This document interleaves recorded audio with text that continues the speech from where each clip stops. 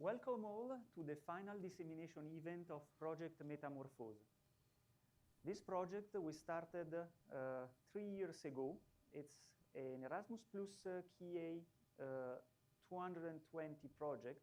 It's a cooperation project between several institutions, and I'm pleased to be, I'm honored to be in the head institution, in the applicant of Project Metamorphoses, Esme Soudria.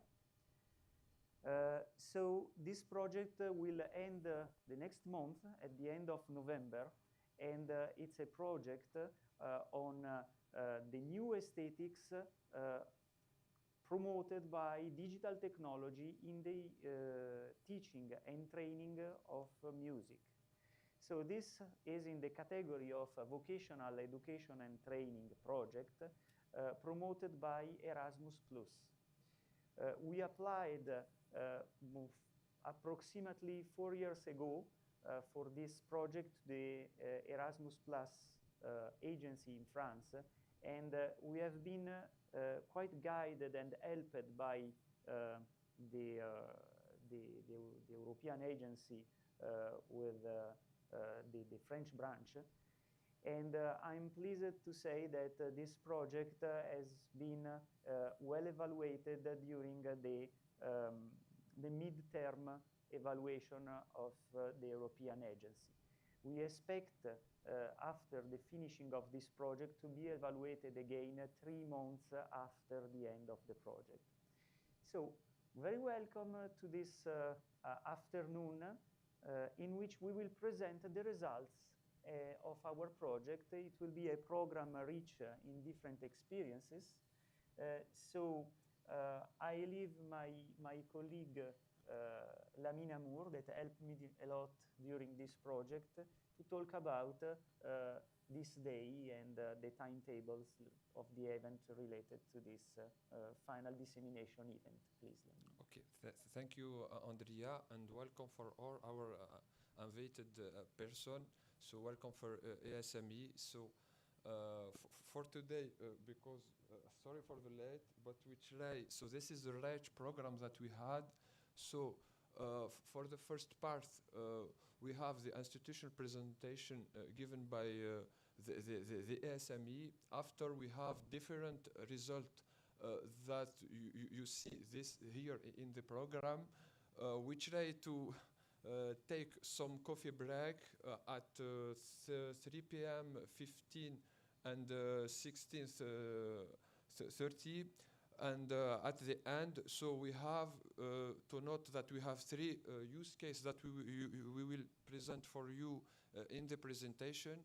In addition, so for the different parts, for the artistic technology, the digital transition of the music education, etc. So you will see all the partners, what they did with us to achieve in good way all the results that you will see here.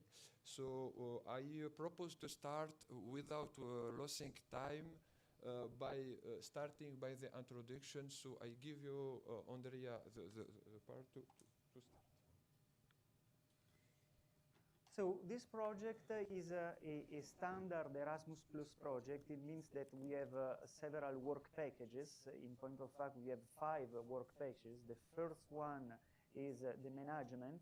So we are not talking about management, but we are talking mostly about the project result. The project result are constituted by the work package 2, 3, and 5. The 4th work package is another management and impact work package. That means that we contacted several other institutions called stakeholders in order to disseminate our work and to do the piloting. In the last months of Project Metamorphoses, we have done several actions with other institutions such as Lira Transalpina, Conservatory of Cremona, another Erasmus Plus project called Musla Mire, in order to disseminate the use of the good practice developed in Project Metamorphoses. So I leave you to my favorite directors with Audrey and Stéphanie Aubert for the presentation of our institution, ESM Soudria. Okay, just to say that we take to thanks a lot Stephanie and Aude for their support, and to all the results that you see that the ESME achieve is by the support for Stephanie and Aude. So in the presentation you will see two parts. The first part that concern our school, ESME Engineering School, and in the second part is ESME Research Lab. Okay, so Stephanie, it's for you. I'm Stéphanie Aubert, the ESME Lyon directress. Thank you for being here and welcome. This year, ESME welcomes the 120 class, making 120 years of history and heritage. We have more than 18,000 graduates working in all kinds of companies and all over the world. ESME is a multidisciplinary engineering school, has been recognized by the French government as a grande école since 1922, and is therefore able to deliver a master degree of engineering as well as the prestigious title of engineering.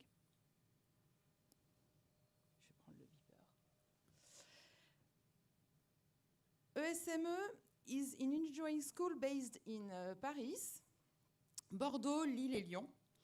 Currently, there are 3,000 students across the 4 campuses. All of students go abroad in an international semester in one of 101 destinations. More than 450 companies are partners at the school.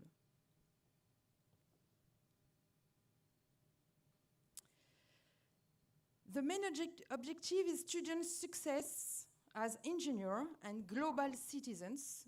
To achieve this, ESME offers a wide range of engineering programs and enables students to find their own path. In 5-year program includes a common core of 3 years whose focus is student success, especially in acquiring the fundamental scientific concepts, as well as acquiring a solid technological skill set, all the while exploring the various aspects of engineering with a choice of 6 different tracks. Students can choose to change track every semester until the end of the 3rd year.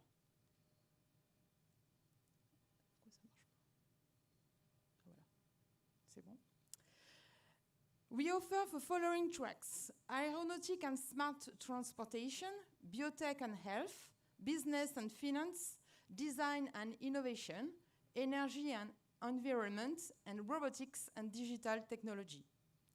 Once students have completed the common core, the last 2 years are devoted to an academic semester abroad and to using their scientific knowledge, and their technological skill set is one of the 18 majors. Concerned with the graduate success in the workplace, ESME offers the student many opportunities connected to industry via mandatory internships, job fair, and company challenge. I let you. So hello everybody, I'm Aude Héry, the research director of the ESME. I'm very happy to be there today, and I welcome all of you in our campus. And I will say a few words about the research team of the school. So it is named ESME Research Lab, and it is composed by researchers, postdoc and PhD students. It is organized by disciplines, so computer science and networking, electrical engineering, mechatronics and embedded systems, and mathematics and signal and voice processing. Also, the team is structured by disciplines. It gathers few research axes that are intelligent transportation, health and personal care, and sustainable development. So to give few words about these axes and the research we are conducting on these axes, regarding the first axis, intelligent transportation, we consider the vehicle itself, that we try to make more intelligent, more autonomous, as well as we consider the environment in which it is evolving that we want to make safer. The second axis, health and personal care, has two main goals. At first, we want to help practitioners in their diagnosis and therapeutical decisions. And second, we aim to provide to the patients innovative solutions to make them daily life easier. And now, regarding sustainable development, we conduct several projects that all aim to face the environmental and societal challenges we are facing today. The ESME is part of the UNIS Institute of Technology, which gathers 4 complementary engineering schools: EPITA in computer science, Subiotech in biotechnologies, IPSA in aerospace engineering, and ESME in sustainable engineering. And the whole campus we all are today is shared by these 4 schools. So our strong motivation to work together gives us the opportunity to develop a transversal research project applied to the amazing challenges of our society, such as climate change, artificial intelligence, etc. So to come back to the Metamorphoses project, it is including in the sustainable development axis, and it significantly contributes to the strategy of research of the ESME school. So we are very proud to be the leader of this project, and I would like to thank all the persons that hardly work on this project for their significant contributions to its success and for their precious investment. So thank you to all of you, and I will let Andrea and Lamine speak and go on. Thank you very much. Thank you. Thank you, Aude. Thank you, Stéphanie. So I propose to continue about the parts. So we attack the summary of the project's objective and results. So just to give you an overview about the results that we had at the first step. So this part will be presented by my colleague, Andrea. Thank you, Lamine. First of all, I can point out that an engineering school maybe at first sight could not be concerned by an artistic event. But this is not true, because ESME is an interdisciplinary school, and this is not the first time that we talk about art and artistic development in our school. For example, a few years ago, we have done an event called Human Reconnect that was connecting technology, engineering, and art in order to reconnect with a more sustainable way of life. And this was connected through artistic development as well. And also, ESME is not new to this kind of project, since the first time I collaborate with my friends from Giunti Psychometrics and Ensemble San Felice, in particularly with Federico Bardazzi, was back in 2020 with the project Virtual Stage. In project Virtual Stage, we developed a new resilient way of doing opera after the COVID epidemic. So we used technology in order to find a resilient way to react to the coronavirus struck. So, for example, one of the most important effect of this first project was the ability of using networked music performance for doing music rehearsal, even within a distance. So when two musicians are separated by several kilometers, they are still able to communicate and make a networked music performance real-time rehearsal in order to do music together. So this is just an example about what is the use of technology for helping musicians to do their job. First of all, I can say that this project is about a frugal and sustainable mindset for vocational education and training in music performance and teaching. So this mindset is very important because we have done several actions such as a survey for understanding if musicians were ready to this digital mindset. And we had mixed responses to this survey. In point of fact, the summary of the project, I've created this slide for clarifying what are the three pillars of Project Metamorphoses. Project Metamorphoses impact the music teaching, the music performance, and the artistic research. Well, at the beginning of this project, artistic research was not included into the project because vocational education and training projects are not research projects, and Erasmus Plus is not doing research. However, recent development in the European environment for music teaching and training suggested that higher education institution and also secondary level school of music are not used to do artistic research, even if this artistic research is one of the pillars of the AAC, Association Européenne des Conservatoires, strategy. So it is important to equip music teachers and trainers that are the target group of our project to do artistic research based on performance using new technologies. And so this was included into the pillars of Project Metamorphoses.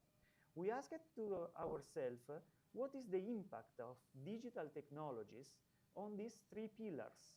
And so here you can see some examples of the use of digital technology, the impact on music teaching, music performance, and artistic research. But we will go through all these three pillars in the next in few moments.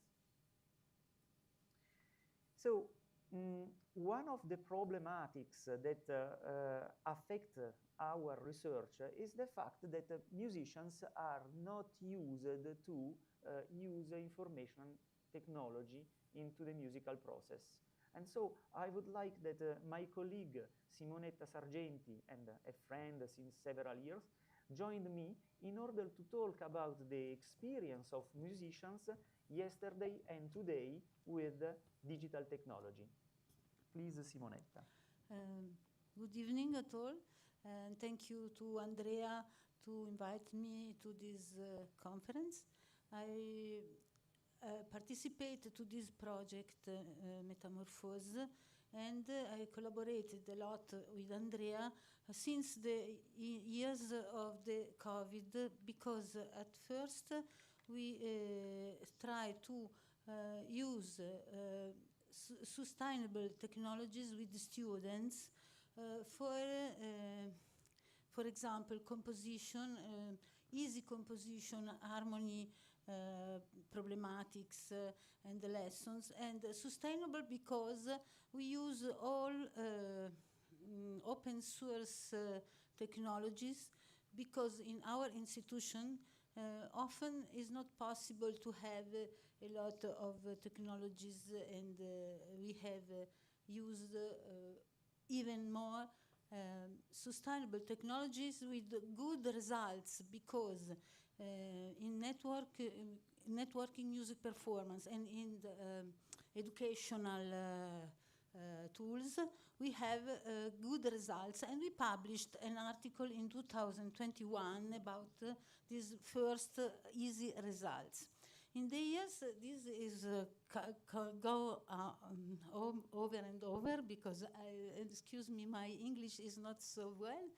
And now we can explain in the next step of this conference some example of case studies where we use these technologies very, very important. Andrea can go away. Thank you, Simonetta. You are also a composer and a music teacher, and you are used to this kind of technology since a few years. And you were part also of the Laboratorio di Informatica Musicale.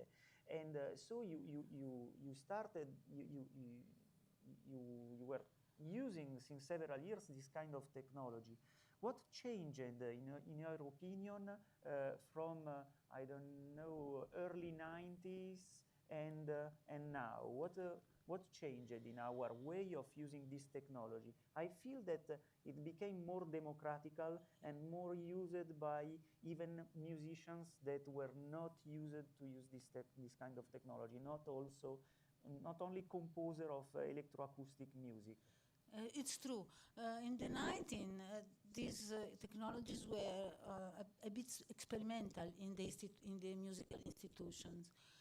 Now I think that students, they know these technologies even if they not study.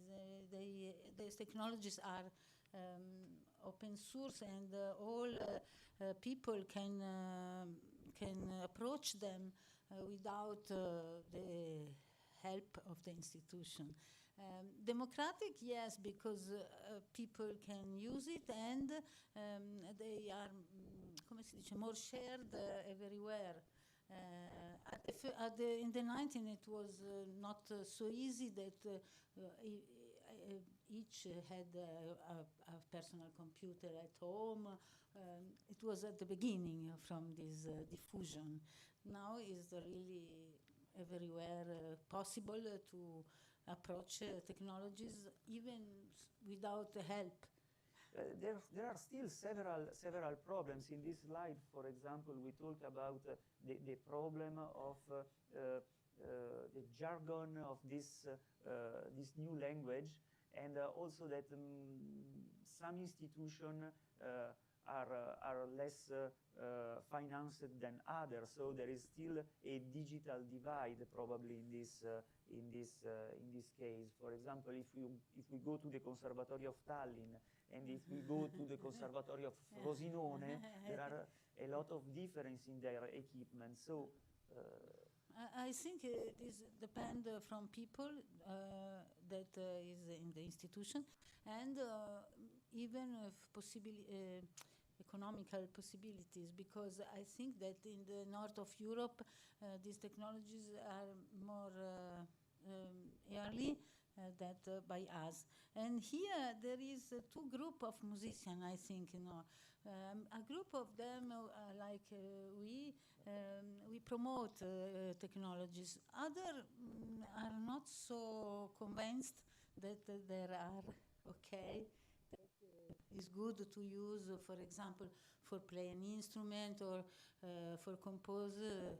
Composer is okay, but instrumentalists are not so convinced that technologies are good to use in the teaching in the school and in conservatory.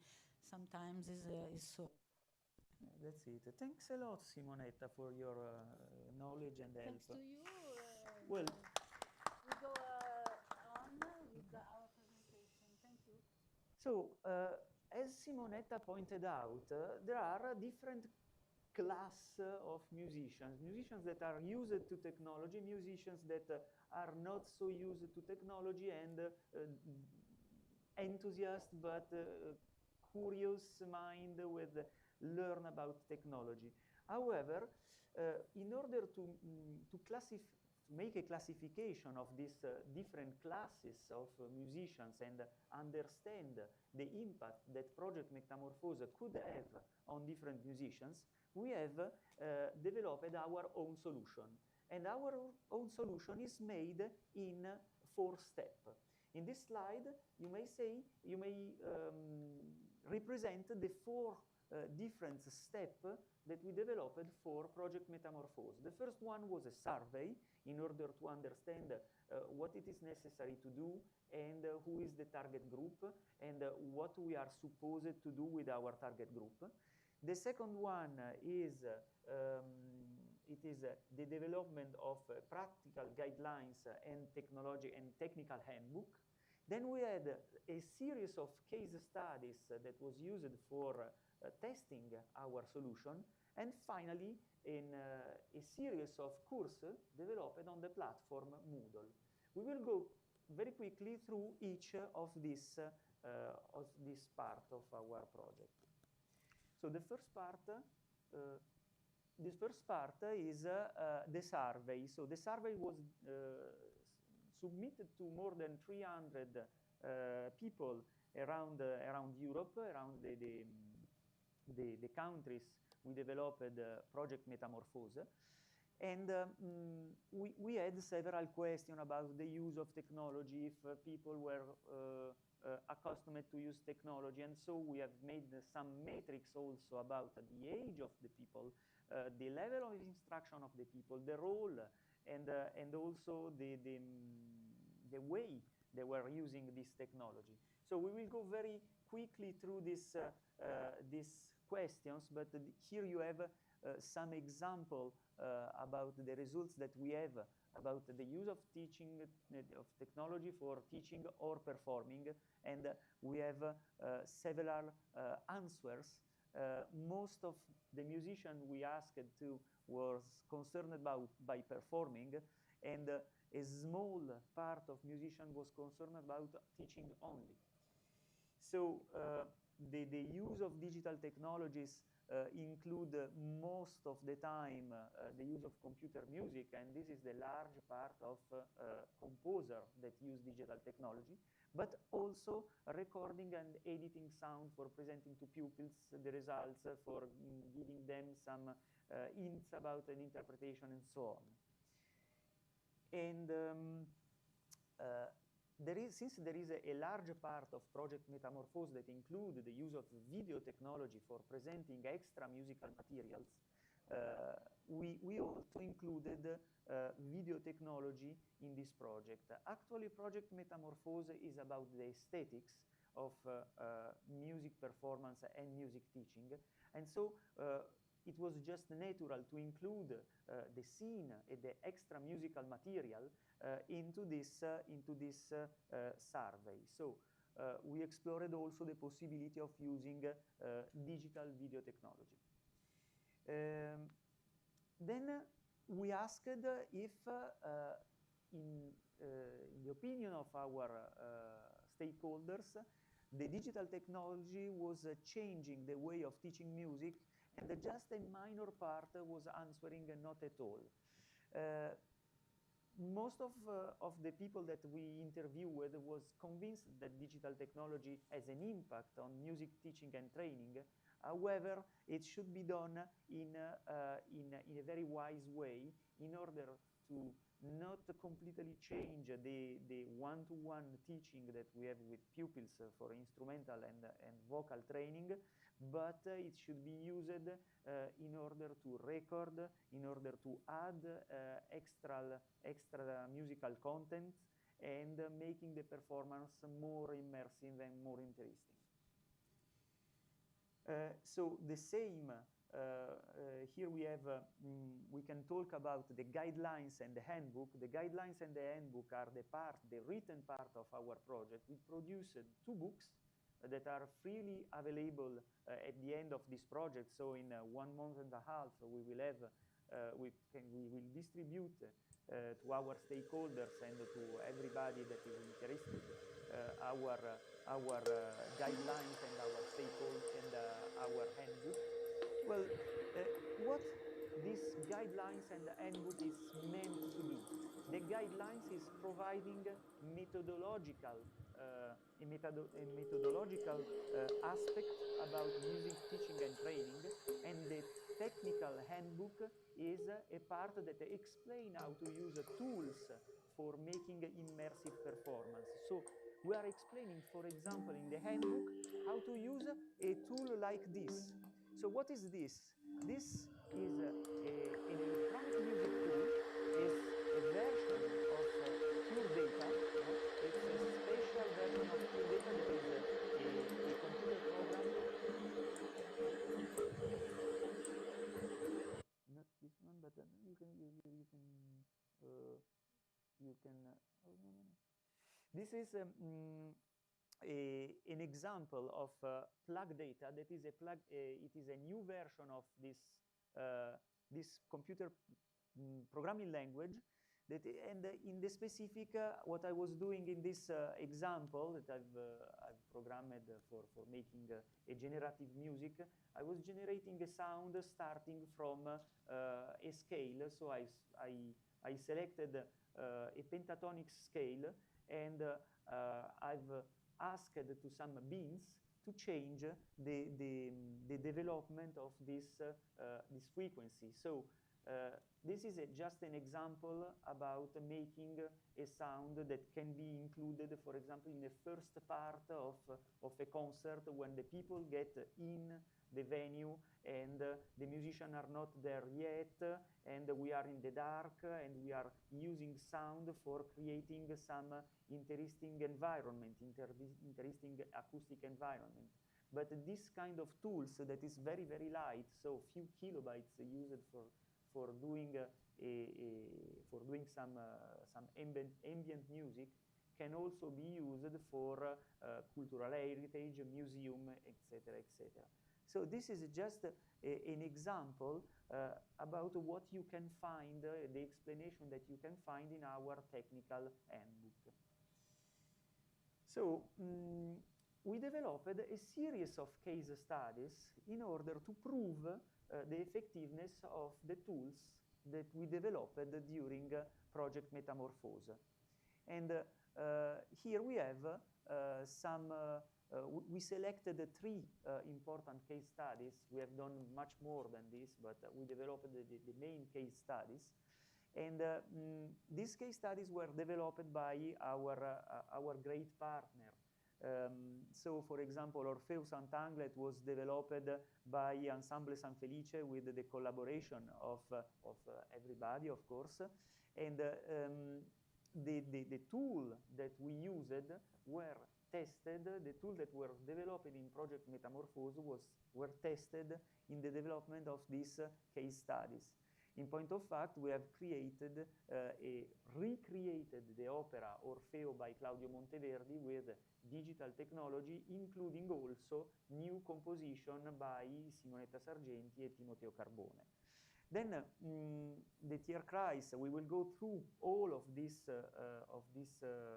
case studies, but please make, thanks to this slide, the connection between Tierkreis, Orfeo Sant'Anglet, and Folia, that was the last case study developed by Grame, with the different tasks that we explored in Project Metamorphoses. So, for example, you can see in the blended learning with digital tools, the real-time distant rehearsal. Well, we have performed some digital distant rehearsal with the singers of Metamorphoses in order to use networked music performance and prepare a concert, because this opera was not possible to develop an opera in 2 days.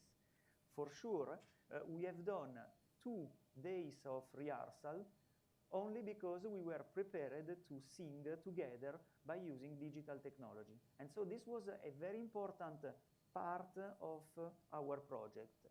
Also, not many musicians and instrumentalists know about programming tools, and so a workshop was designed by Grame in order to instruct young musicians in the use of a very efficient software that is called the FOST, Functional Audio Streaming Software, in order to prepare a performance folia by Kaja Saario that was developed in collaboration with Grame, and we have found sustainable tools in order to teach how to use this kind of software. So the first of our, maybe Simonetta, do you want to tell something about the composition that were developed for the interpretation of Orpheus Untangled? So this was performed for the first time, well, in Lyon in 2023, and the second was performed in Malaga in 2024, hosted by ProMusica. I think that in Orfeo Entangled, the second performance in Malaga was using more technological tools than the first one in Lyon, is it? Yes, much more. Because in Malaga, most of the performers used MIDI instrument and a MIDI orchestra to simulate the ancient instrument, because not all people have liuti, come si dice, lute, and ancient violin, and also transporting harpsichord is a difficult is task. very difficult. For the problem of new composition inside, I and another composer, Timoteo Carbone, were commissioned two pieces for each to insert in the opera.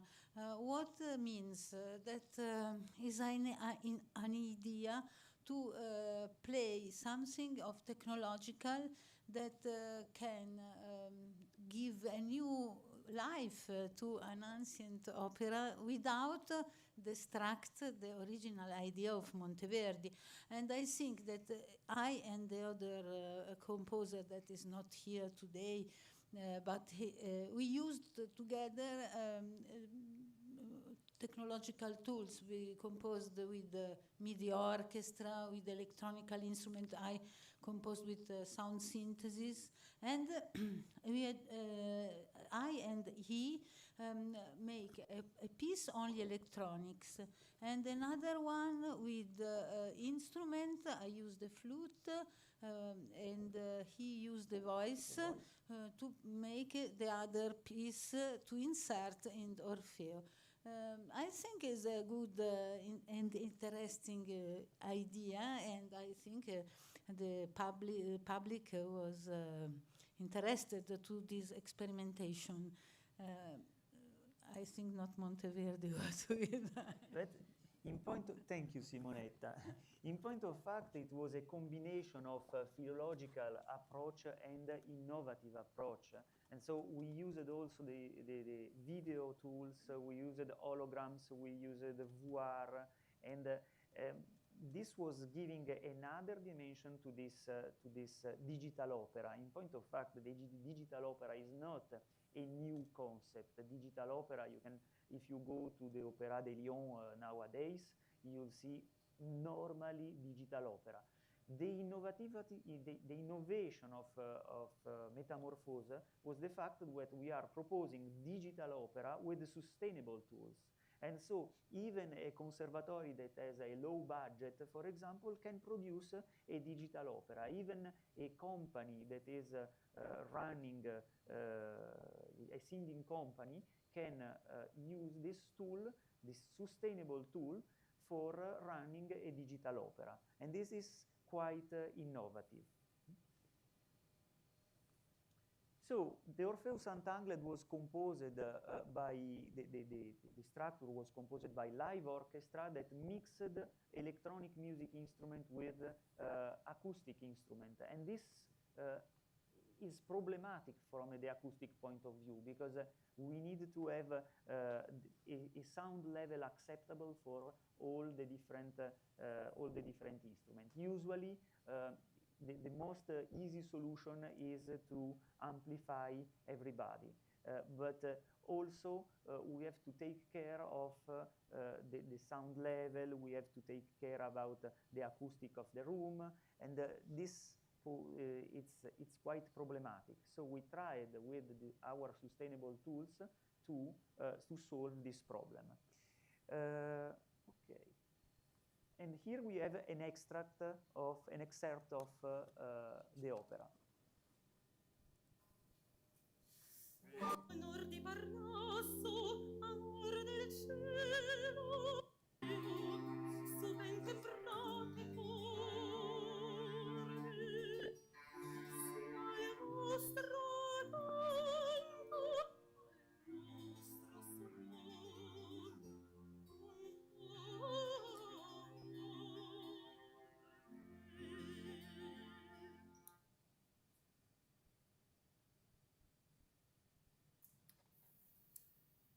The composition.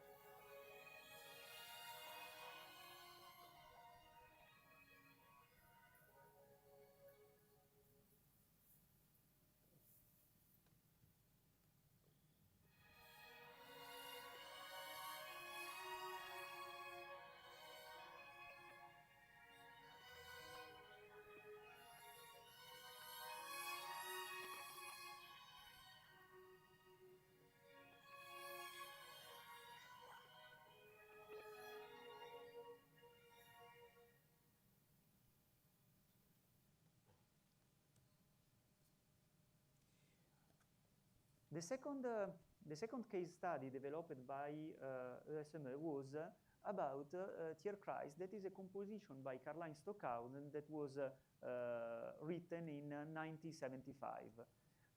Maybe Simonetta, you can, since Simonetta was a pupil and even a pupil of the composer. Yes, I was a pupil of Karl-Heinz Stockhausen in the 80s.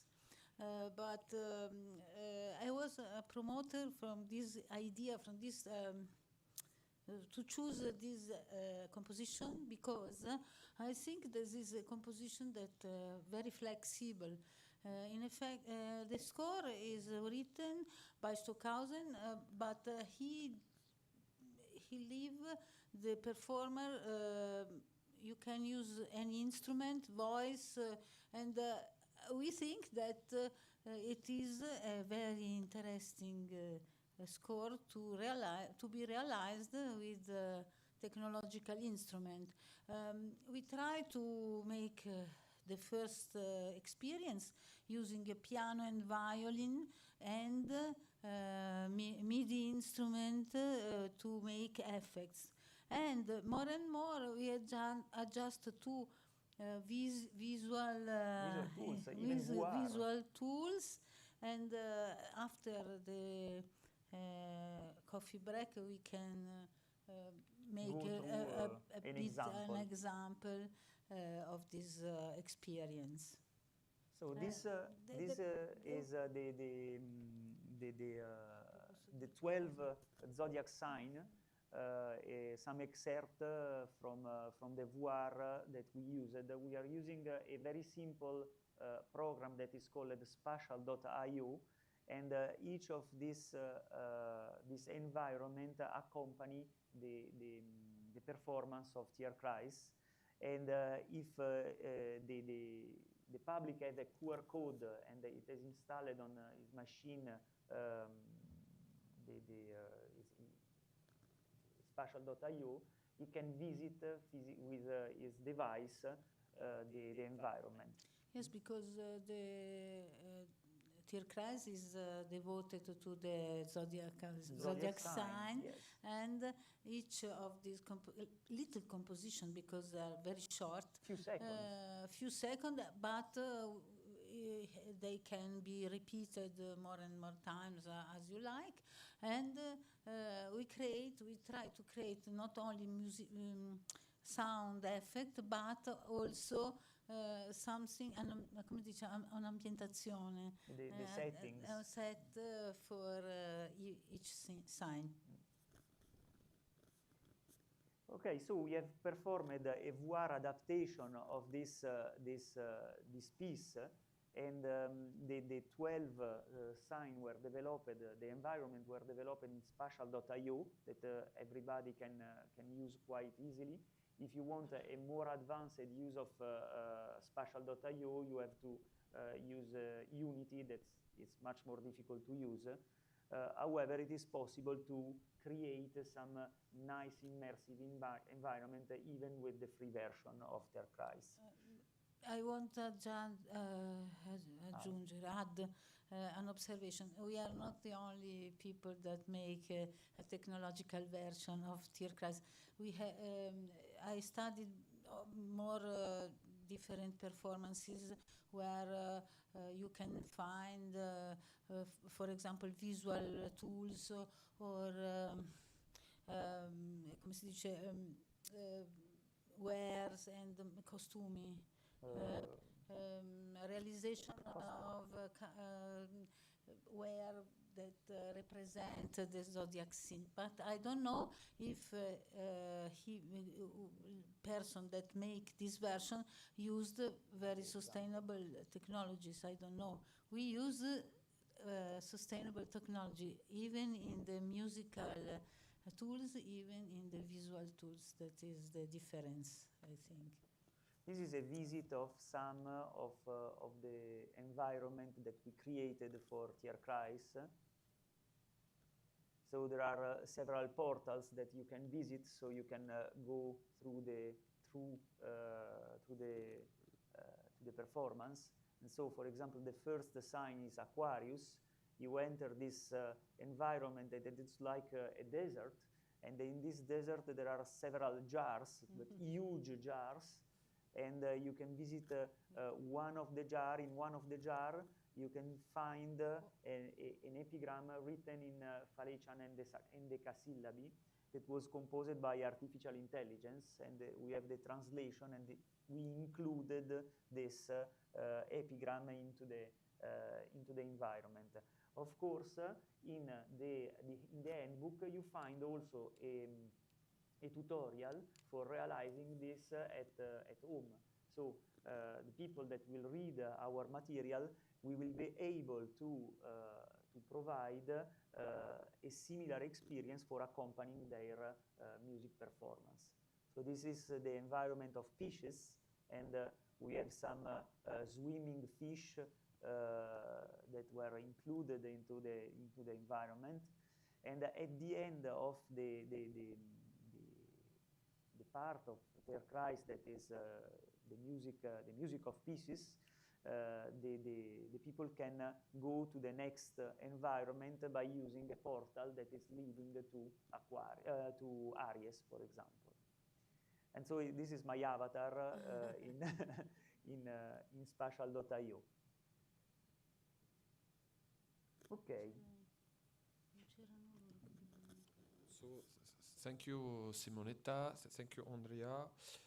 So with this, we stop about the summary. We finished about the description or summary of the description of the result. Be sure that after you will have some demo in addition to the video that you had now. So you will have the real use case demonstration after. But before this, so we add some parts to present for you concrete example about the result. So the first part, it concerns the impact of the technology and aesthetic aspects. Okay, for this part, so I will manage this part. So to start, what you have to know about as Andrea present. So we divide all our work or all our what we did on 4 blocks: digitally enhanced performance with video, with digital tools, with processing, shaping and recording, showing musical external content for distant collaboration. But before to arrive to those, we follow one roadmap. This roadmap, it consists on to make a study market. So we see different resources, we discuss with different professionals in the domain, etc.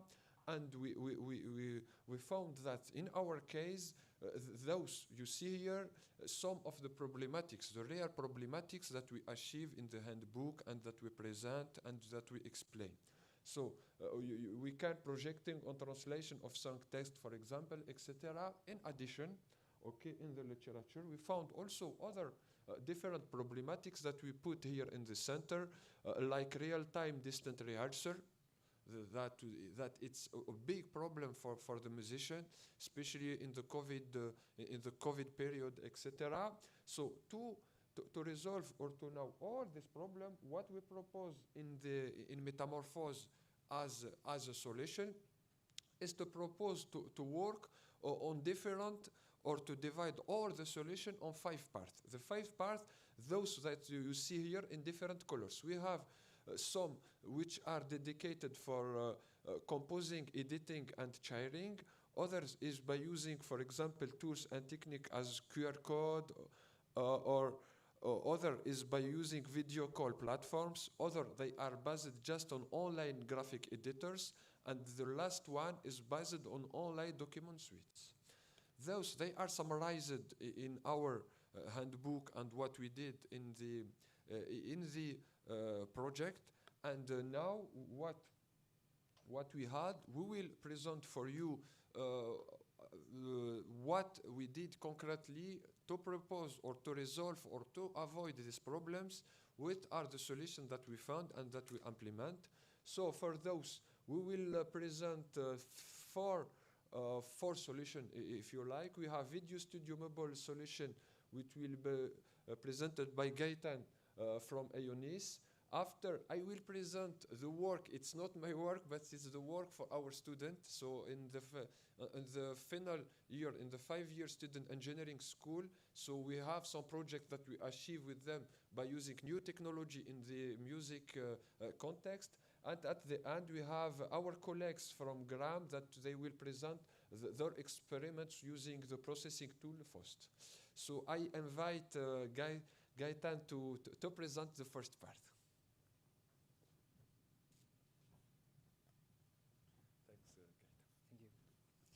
Hello everyone. So my name is Gaëtan Carad. I work as a research engineer for EONIS for almost 1 year now. And I'm here today to present you the technical solution that we are actually using for more than 1 hour now to stream live this conference on YouTube, which is this suitcase, the i2T Mobile Studio. So it consists in an all-in-one suitcase with which you can transcript any conference live on YouTube or Twitch, for example. So first, let's talk about the main key features of this suitcase. There are 4 of them, so mobility, rapidity, usability, and replicability. So first, mobility. As you can tell, everything fits in a suitcase that is just there. Transportation, filming, dismantling. The studio follows the project now and not the opposite. It means that no matter in which place you want to record everything, it's not a problem anymore. Right now we just need an electric wire and a Wi-Fi connection or 5G connection, and that's it. Then the rapidity. This whole setup that you can see right now only takes like less than 10 minutes to be installed. So yeah, pretty quick. So yeah, it lets you more time for filming than for wiring. You can see that today we are using 3 cameras. One is here, the other one is here. The last one is at the back of the room, and we don't have any wires to connect them to the suitcase. So yes. Then usability. So everything is ready to use. Basically, you just have to plug it in and it will work. So yeah, the goal when we thought about this project was to really make the technology disappear behind the idea of the suitcase itself. And the last one, the one that can interest you maybe, is the replicability. This suitcase, this setup can be cloned really easily right now. So yeah, with the same setup, the same settings, the same rendering, we can put this suitcase in every school in every campus of the SMU, for example, and also in every school of the Ionis group. So maybe that's the whole point about this presentation. And now let's talk a little bit about the technical aspects. I'll try to keep it simple. So yeah, as I told you, I'm using 3 Wi-Fi cameras that are connected to a dedicated Wi-Fi network. This Wi-Fi router is connected to the control laptop with a cable. So this is for the video part. For the sound part, sorry, I'm using 4 microphones. So one is here, the one is here. We have 2 of them in each laptop today. So wireless microphones, of course. I can control every volume channel with a sound card independently, which is connected to the control laptop. So now I have the video, I have the sound. How do I stream it? So we use a software which is called OBS Studio, which is pretty well-known software and pretty well dedicated software to live streaming, which means that it's a little bit difficult to handle. That's why I decided to use a Stream Deck, which is connected to the laptop directly. So it's a small keyboard, basically, and with each key, you can control each feature of the software. Sorry. So, for example, you can change the scene, you can change camera, you can switch on or switch off a mic, you can modify the volume. Pretty much everything works just with a few keys. So now we have everything, can control it. And yeah, last step, to stream this, we just need a connection. So today it's the local Wi-Fi, the Ionis Wi-Fi, but it can be 4G, 5G, everything. And then you can stream on YouTube or on Twitch. And yeah, that's it. So I'm glad to announce you that today it's the first day when I'm trying this suitcase in real conditions. And so yes, I think we're on live now for like almost 1 hour on the Ionis Institute of Technology YouTube channel. And you will find this video at the end of the day, which will be available if you want to see it again. And so yeah, thank you very much. And if you have some questions, okay. Thank you. Thanks a lot, Gaetan. This is very important to us because during the whole project, we have live streamed our actions. For example, the work in Malaga was live streamed. The first joint staff event in Lyon back in 2023 was streamed, but it was streamed with a simple solution. I mean, it was just a high efficiency microphone, a good webcam, and then we used OBS and Twitch, of course. But your kit is making this much more easy to set up. You say that 10 minutes. Yeah, to set up, yeah. It's very, very efficient. Thank you. Thank you. So, well, if you want one, just let me know. Great. Okay, thank you very much. Thank you. Thanks a lot, Gaetan. Yeah, if you Maybe, I don't know, for the questions, or feel free to grab me at the end, I don't know. Oh. Thank you. I will give you the... Singer. Oh, okay. Yeah, take the micro directly.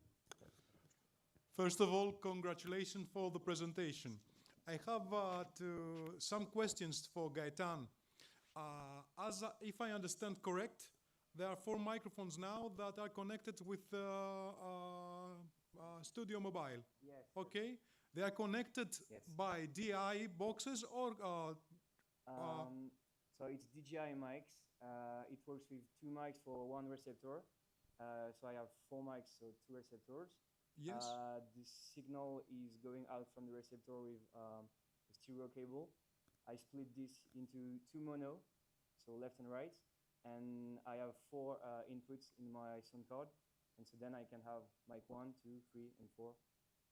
There is a possibility, instead of microphones, to connect organs. Let's say, for example, a cello or a violin. Yes, definitely, because you have like just regular inputs on the sound card, so you can put basically everything you want on it. Yes. And how many channels you can use? With this sound card, 4. 4. But like I told you that this setup can be reproduced in the same exact way, but it can also be modified if you want to put like different cameras, different microphones, different sound card. Everything is possible. If tomorrow you need like something with 8 channels, it will be possible. Yeah. Okay, and then one last question. You have checked it in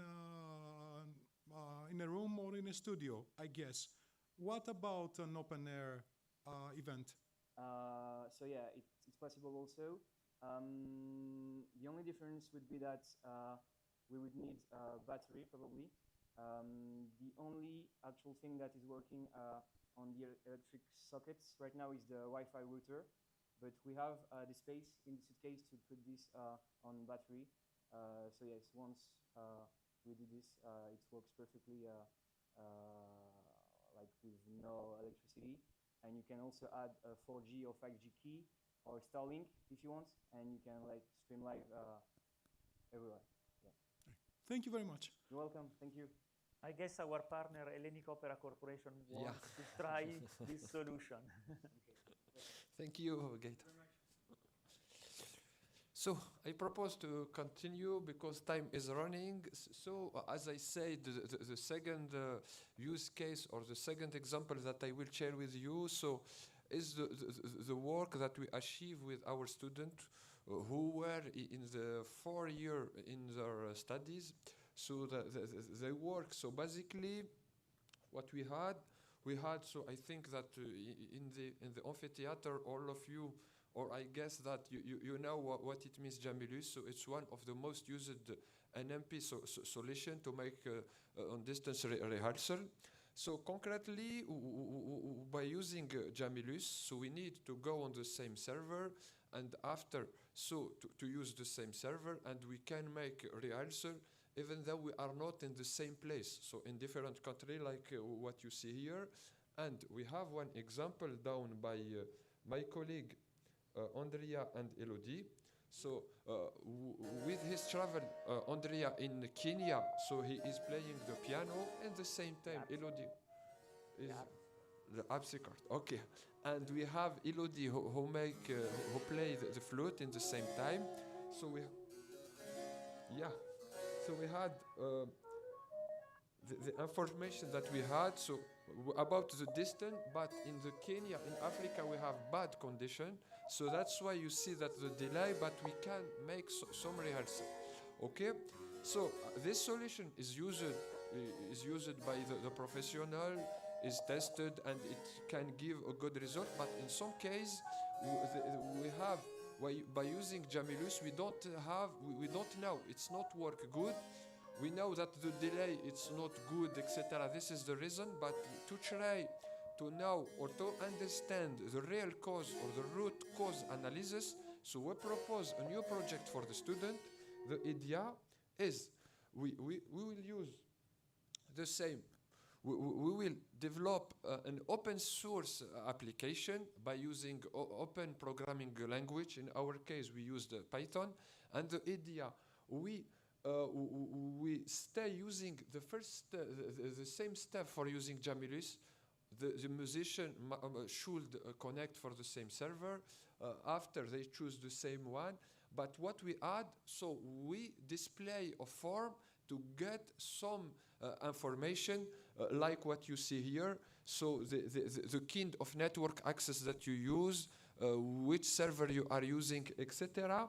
And after, so you will make your rehearsal.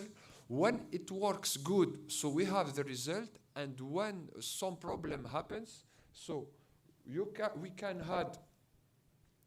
We collect all the data. What I mean about the data, so the data for the context of using for the musician.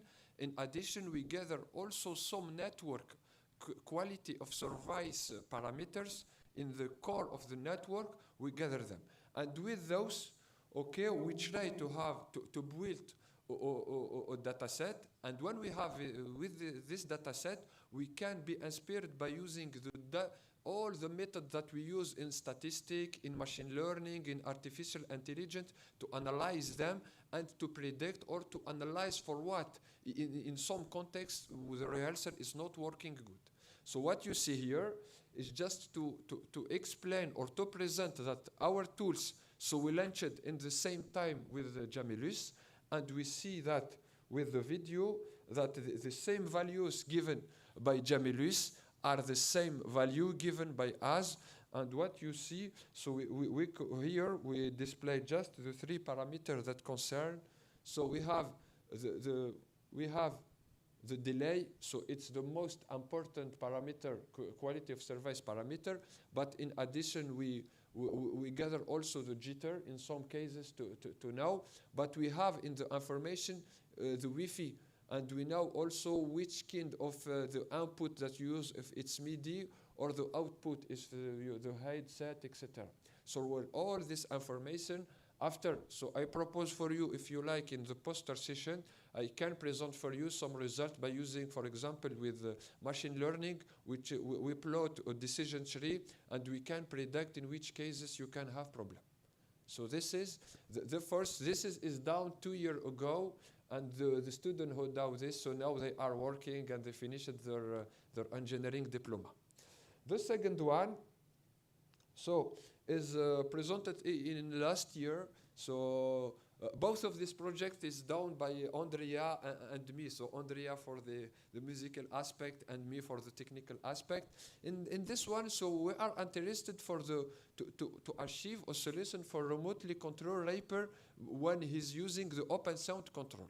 So when I understand, I am not expert in music, but concretely by using open sound control, so you should, it depends of your system, but you should achieve different controls, etc. So we make a study market. We found that you can find some solution, but they are not free, so you must pay to have them. So our objective with the student is to propose web application by using open source and free solution. In their case, they used Python because in the engineering school they have a lot of skills about this, and they propose to make one website. The idea is to add, when you like to make some rehearsal or to add some devices to make repetition, so you should to start. You will connect for the interface by using login and password. After, so you can click on the button and you can choose all the instruments that you like. You can add just one and to make the repetition in the same time, as you can choose a different. So here we put just 3 in the same level, but you can add as you like. So this is the result. But if we speak about the technically, so this is what we did. So technically, so we use server Oscalis. So Oscalis is our commercial name, okay? So we used some, we need HTML, CSS is for the interface, for the end user interface. For the DAO, so we based using the OSC by using UDP for real time. And after we use Raper because it's one of the most used solution. And by using and by combining all of this, so of course we used API for Flask, we used some kind of file system, etc. And we combine all of them, and we have so web application, so it can be installed in a tablet, in smartphone, or in computer. So this is the objective or what we attempt with the student in the last year. The fourth and the last example in the impact of technology on aesthetics. So I invite Graham just to say some word about their experiment by using the processing tools using FOST.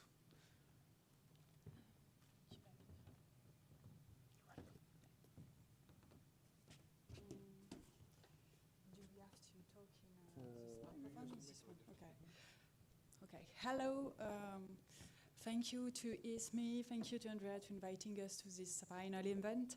I'm Jeanne Ribaud, head of transmission at GRAM. Maybe I can say a few words on what GRAM is.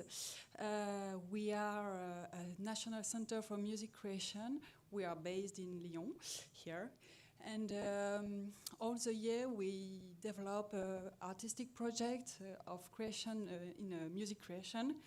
And we sustain new technology, new writings, and new musical language. That's why we are here. And in this artistic context, we also develop participating projects to share to people what we do. And for Metamorphoses, we choose to work on Folia. Folia is a piece committed by Graham in 1995, maybe, to Kaya Sariao composer for double bass and electronic. And in Metamorphoses, Johan, who is with me, he's composer. He is a digital music designer, computer music designer. Sorry for my English, I'm not fluent in English. And for this project, we choose to develop low technology around this electronic part. And we had the idea to invite students in composition to Lyon Conservatory to test, to experiment, and to use these electronics effects. And maybe I can let Johan say a few words because he did the job with the students and not me. So thank you. Yeah, actually we did the job, but I made the job with the students, most of it. I guess maybe the context is that in most conservatories in France where composition is taught, there is often like instrumental and vocal composition, and on the other side, electroacoustic composition. But it's very rare that there is something in between for mixed music that combines instruments and real-time technologies for sound transformation, etc. So it was very interesting for the students of the composition classes of the Conservatory of Lyon. It was very something that missed for them, and they were very enthusiastic to discover the tools we proposed them. So the tools were basically a few signal processing tools like effects that we designed in Faust. Some of them were, and we'll talk about it a bit later, what we translated from the Folia piece that we ported into Faust. We are talking about it later too. And some of these tools were things I made up because I guessed it was fun for the students. And they used it. We came like 3 or 4 times during the year to try that with them. They could use it also on their site because it's completely open source, free to use. It can be used on any platform. And at the end, they composed some small pieces to exploit, to use these tools. And it was, I think, very pedagogically very interesting on this side.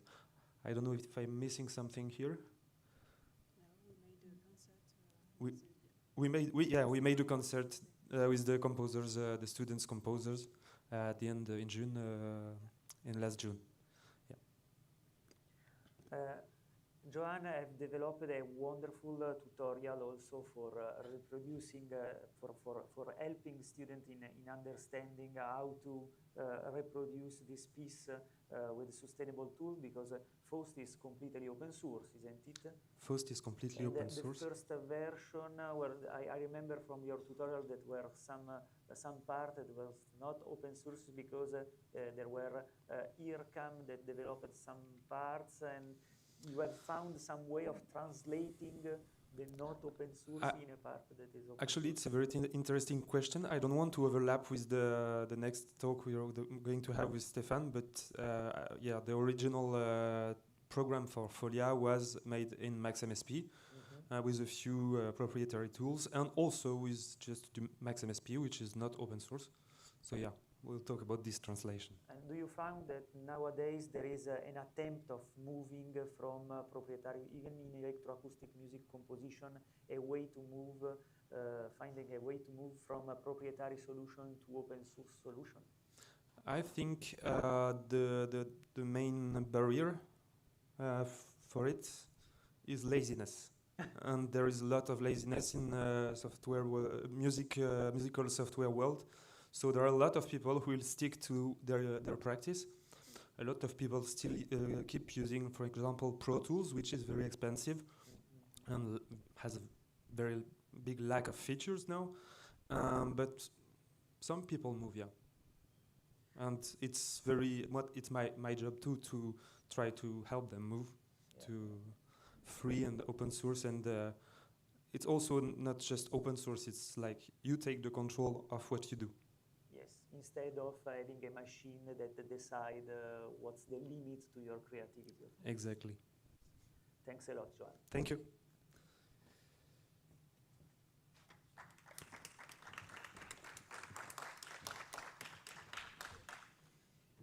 So now we will move to the digital transition of music education. And this part was mainly dominated by the development of our e-course, that is our work package 3. So the work package 3 is composed by development of e-course and also the development of open educational resources. The open educational resources are used in order to fill the e-courses with the content that it will be used for new knowledge about the use of digital tools in music teaching and training. So we divided our e-courses in 3 parts. We have the first e-course that is called the training, the second one, the experimentation, and the third one, the transfer of innovation. The training part is composed by the use of a first chapter about methodological tools for digital teaching and training in the music context.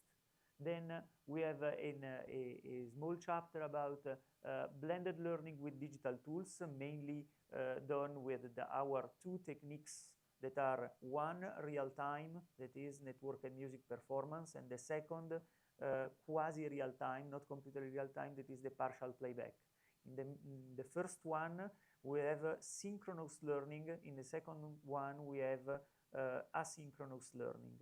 The synchronous learning is assured by the solution that was presented before by Lamine, and the asynchronous learning is based on a partial playback that is also called -1, in which one instrumentalist is playing while a pre-recorded part is sound, is used for doing chamber music even if our partner is not there. And the third one is score scanning, transcribing, and digitalizing music. That is a fundamental problem nowadays, because most of instrumentalists are using digital tools for reading scores, such as tablets and so on, and we need to digitalize tools in order to manipulate scores. It's not sufficient to have a PDF, because we want to, for example, rearrange a part of music. So we need some advanced tools like optical music recognition in order to change, make it some change into the score. The second part, experimentation, is fundamentally about the use of the 2 tools that allow us to build a music performance, that are audio tools and video tools. And finally, we explore also all the tools that permit the communication about a musical event. For example, the tools that allow us to organize, to advertise, and to publish even in real time, a music performance. And finally, all this part of the experimentation is based on the experience that, the field experience that we have done with our case studies. The third part of our e-courses is dedicated to the transfer of innovation. The bridge between Project Metamorphoses and artistic research. The first part is about defining what is digital enhanced artistic research, because as I said at the beginning of this afternoon, one of the most important problematic in AAC, but also in higher education institution, is to move from performance to artistic research performance based. And this is a particularly difficult task, especially for conservatory in the south of Europe that are less used to this kind of process. And finally, the last part of transfer of innovation is about the use of advanced audio tools, in particular the use of programmable audio tools such as Faust in order to enhance the music experience. So we can maybe take a look to our, no, yes. Yes, let's take quickly a look to our, for example, we can take a look to one of our links that show you a preview of our Moodle that is hosted by Giunti Psychometrics, and all of these e-courses will be, I think, I'm not sure I have it. Sorry, it's not for today's. It will be for the end of the month. So it's not opened yet. Let's move to.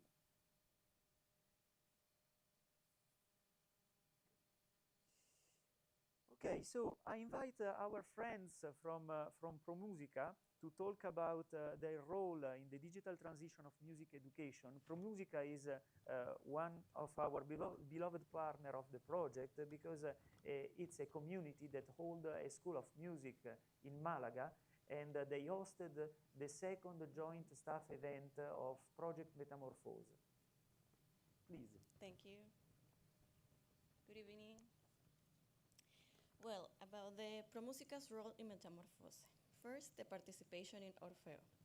Contribution to a series of Orfeo rehearsals via Yamulu software, and participation to join staff event with on-site rehearsals and one performance of Orfeo, allowing the two students to experience not only the collaboration with professional musicians, but also the innovative rehearsal techniques and performance methodologically combining classical opera with contemporary dancing and projections of visual materials.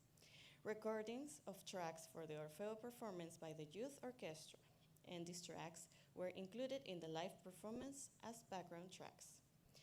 Then the Malaga Joint Staff Event. Malaga Joint Staff Event took place in Malaga in June 2024 with the participation of all the partners. The meeting consisted of a diverse set of rehearsals and experimentations during the 4 days at the Caja Blanca building provided by the city of Malaga.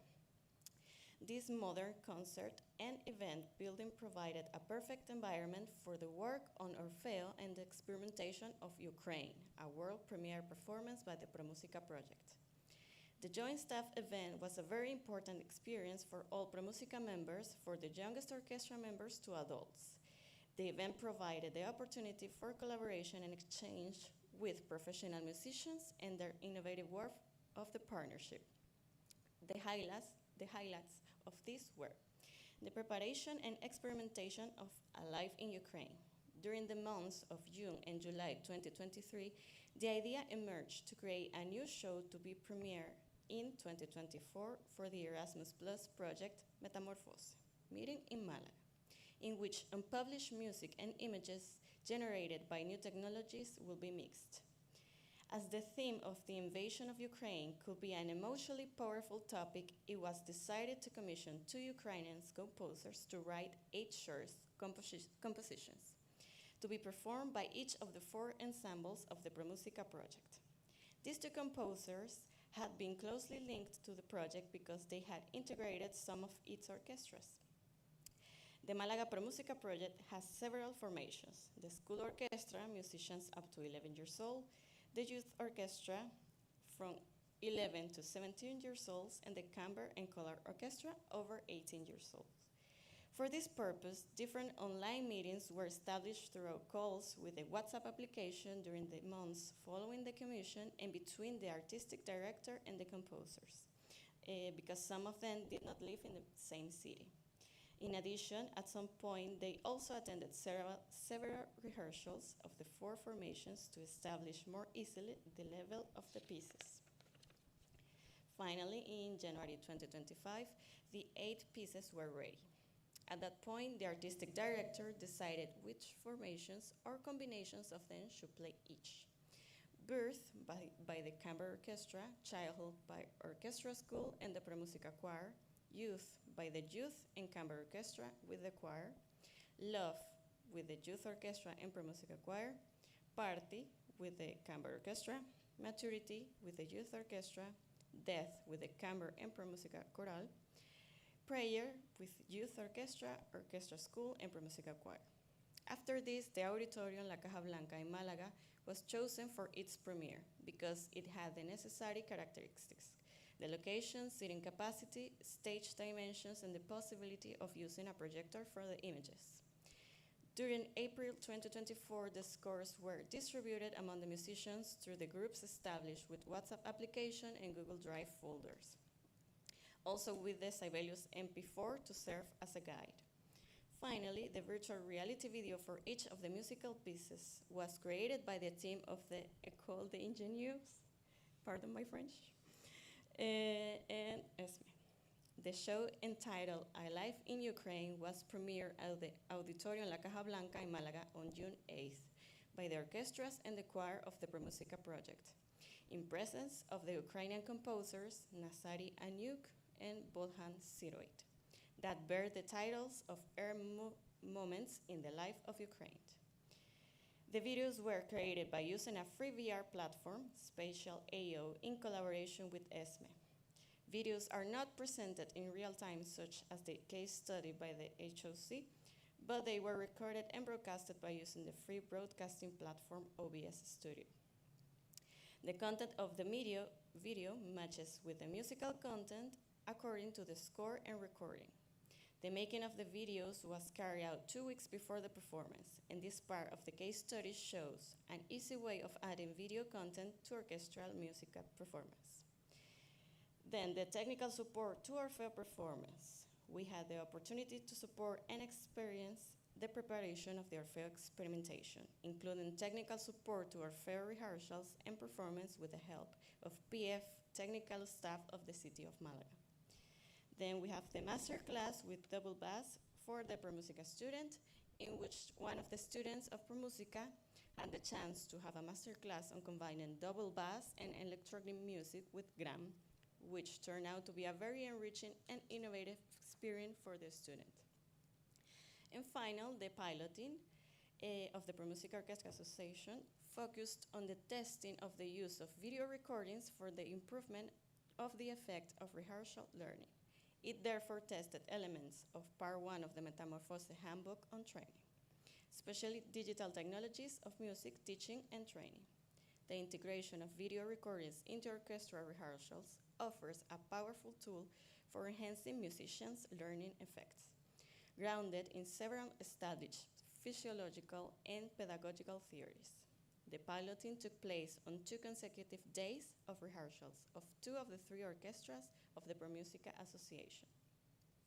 The first day, the 13th June 2025, the youth orchestra, composed of musicians between 12 and 18 years old, rehearsed for their final concert on 21st June. The rehearsal included the following pieces: the Vivaldi concert in A minor and the Fantasía Española by Sung Hee Newbold. The second day, the 15th June 2025, the Chamber Orchestra Pro Musica, between 18 years old and above, together with the invited woodwinds, brass, and percussion, as well as the piano player, rehearsed Fantasía Malagueña de Gabriel Robles. The videos were recorded with just one camera, focusing on the director to capture his indications and instructions. The video was shared via a dedicated Google Drive folder the musicians used to have access to, and which is usually used for score sharing and sharing the audio files. The results were overall very positive, and the students appreciated the access to this material and expressed that the learning effect over time is substantial. Also suggestion that it can be used 2 to 3 cameras to cover the whole orchestra, so not only the conductor. Thank you very much. Thanks a lot. Our friend of ProMusica pointed out a very important point of Project Metamorphoses, that is the piloting. Since they have a school of music with several students, how many students do you have? Like 100 and more, maybe, because they are divided in the 3 groups, and sometimes we have more students, sometimes they cannot attend to the rehearsals, but we are also looking for new students all the time, so we can have a bigger group. So your student appreciated the way of the new way of communicating with the dedicated Google Drive, Yes. paperless scores, so that we are running this project also in the direction of the twin transition, that is ecological and also digital. Yes. So this is an important part of the piloting of Metamorphoses, since it shows the effectiveness of digital methods for doing music. Yeah, correct. Well, thank you very much. Thanks a lot.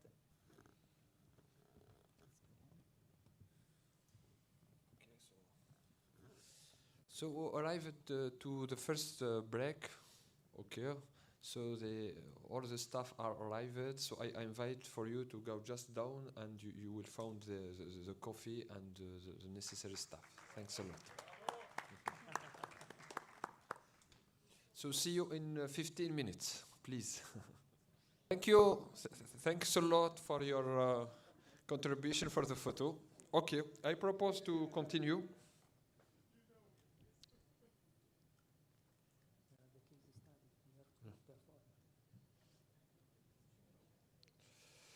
So we arrived in the program after the break. So we will attack the project case studies, okay? So we plan to present for you 3 case studies. So the first one is called Voice Piano Technology in Service of the Traditional Recital, okay? It will be managed by Andrea. Thank you, Lamin. In point of fact, when we are performing piano and voice recital, we are used to hear just the normal instrument, the piano, even if we have to play an orchestra score. In this application, we are moving from the traditional way of using the piano in order to use, and we use digital technologies, in particular virtual studio technology sounds, for simulating the orchestra. Of course, it's not perform like a real orchestra, but with some VST instrument, it is possible to simulate the pizzicato of the string and some other effect.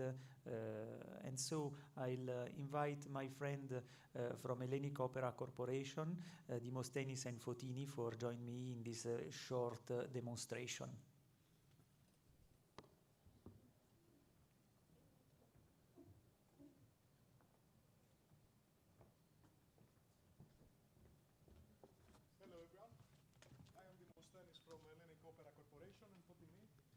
You already saw Fotini, I think, on the video. She was one of our performances in Lyon here and Malaga on the Orfeo Entangled. She will do a live painting now, and while we're singing 2 small pieces. And as our friends from ESME will make possible to see it live on the projection.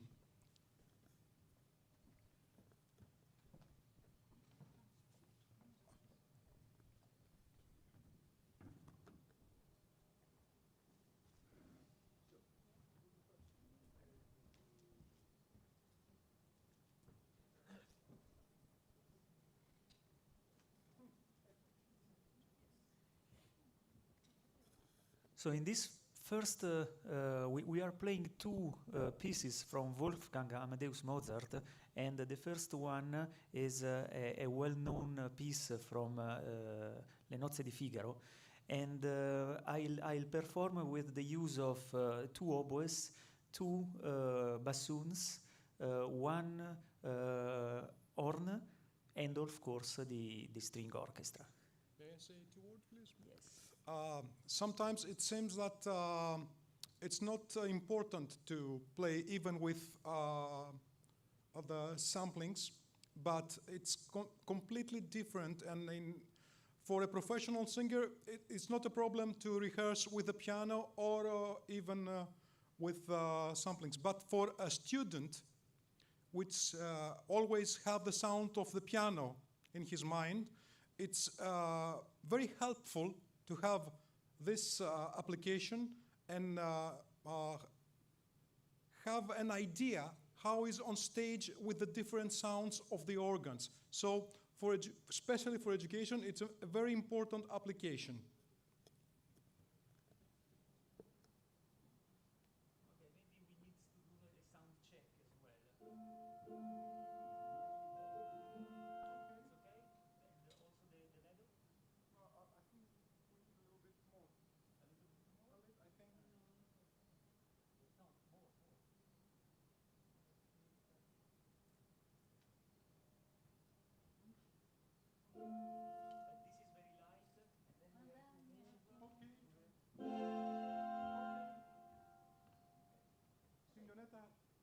You choose. You hear you're an excellent musician. If you think that the balance is not okay, you can fix it.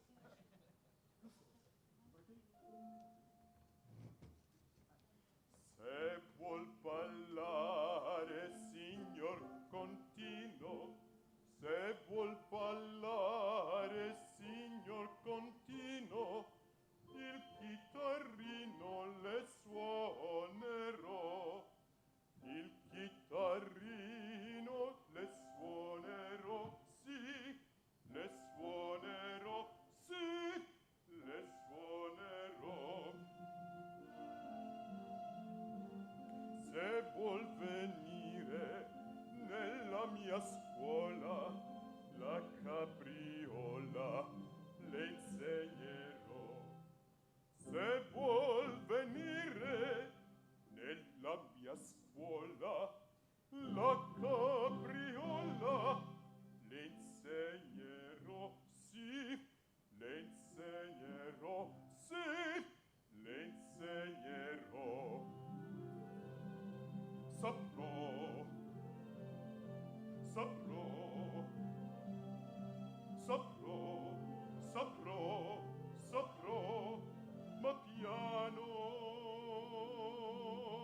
piano, piano, piano, piano, piano, piano.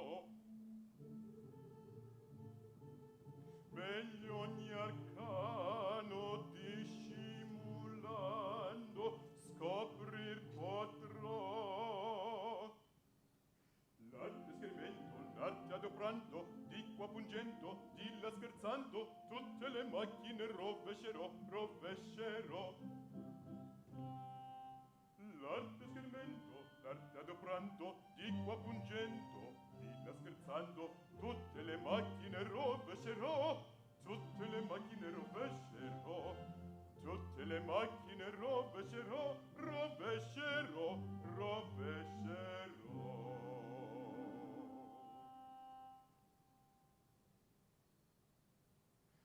Se vuol ballare, signor continuo, se vuol ballare, signor continuo, il chitarrino le suonerò, il chitarrino le suonerò, sì, le suonerò, sì, le suonerò.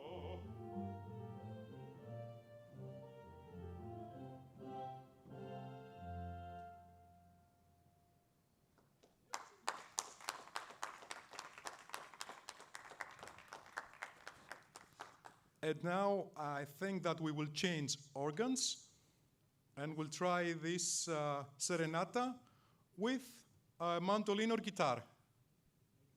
Exactly.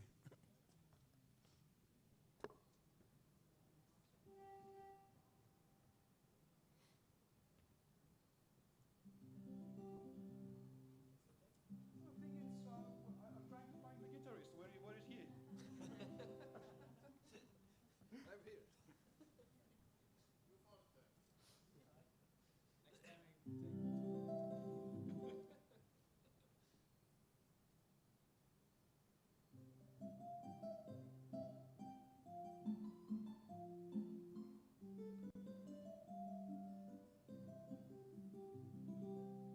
De vieni alla finestra, oh mio tesoro, de vieni a consolar il pianto mio.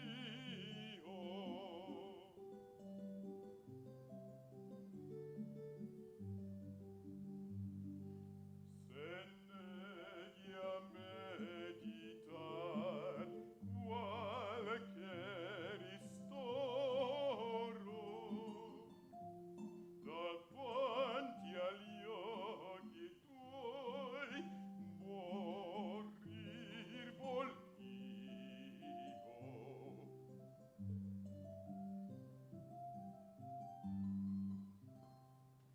Toccai la bocca dolce più del miele, tu che il zucchero porti in mezzo al cuore.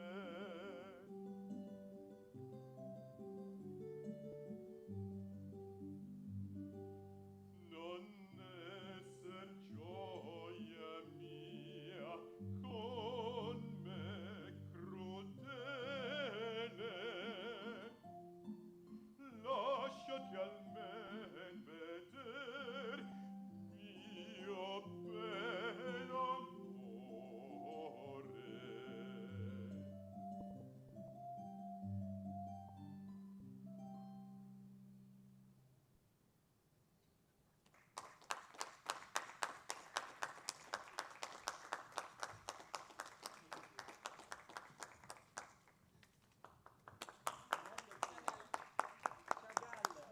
That's the inspiration. It's from the roof of the opera. The inspiration for the painting. It's from Sagal's fresco on Opera Garnier's roof. Wonderful. Thanks a lot. Okay, thank you, Demosthenes. Thank you, Fotini. And in the next case study, we will explore Tierkreis. So it's a version of Tierkreis that we performed once in Lyon, another in Malaga, and now we are performing an excerpt. Maybe, Simonetta, do we want to add that the different version of Tierkreis? We need the technician because the microphone is off. Oh, it's over. Gaetano. Okay. This version today is different from both the version from Malaga and from Lyon. In effect, in Malaga and Lyon, we played with violin, piano, and some electronic effects. Today, this short demonstration will not comprehend all the 12 pieces, but only 6. And we will not use the violin live, but some sounds that will accompany the performance of piano and other electronic instruments. Thank you.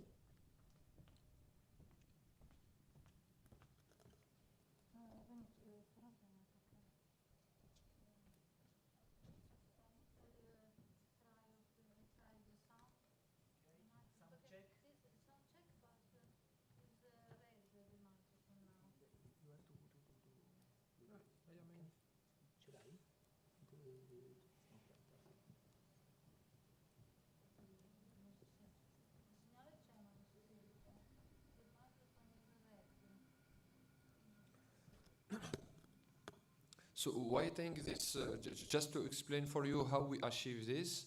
So we used a spatial EO, so it's a real virtuality platform. It's free. You can create use three spaces.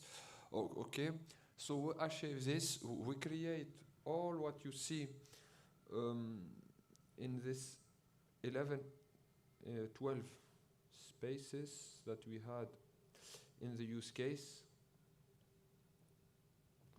So all of them, we create the space, we add the component, etc., according to the signals. So we have Arias, Leo, Virgo. Because of the time, we will not make all the passengers. We will not pass by all the portails, but we choose just some of them to make the demonstration. And the idea, so we passed one by one, and we changed the music, and we changed the context for all with this. So in this use case, so you have the using for the network music performance technologies. In addition, we make it's merged with the real virtuality by using the spatial platform. So this is a summary about the description on what we will present for you. Just waiting for the sound check if it's okay.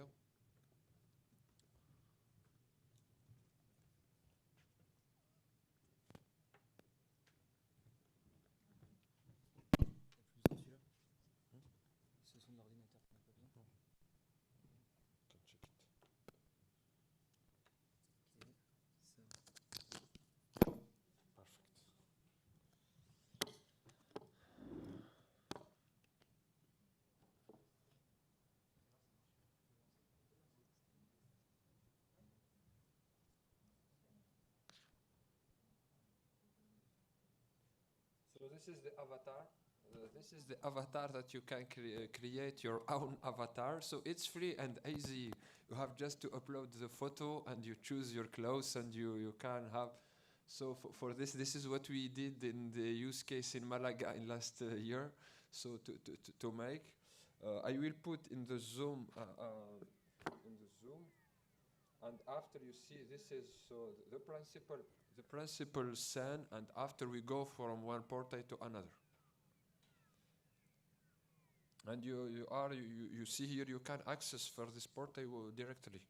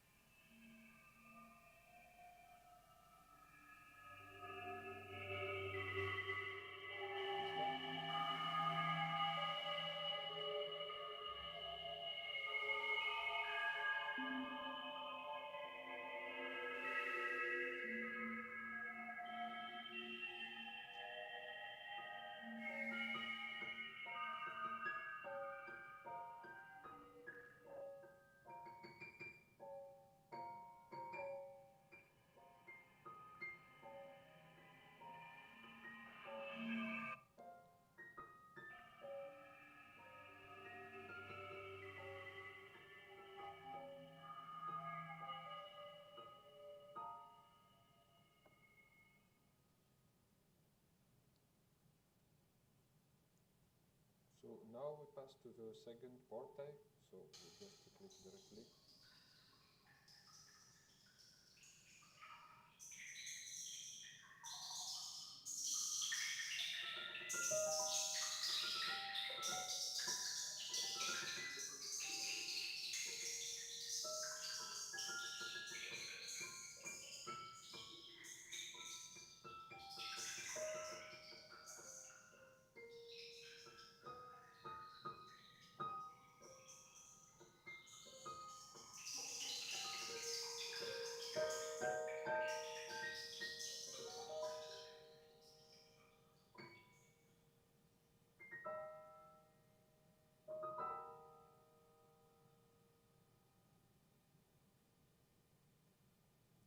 Pass to the next one.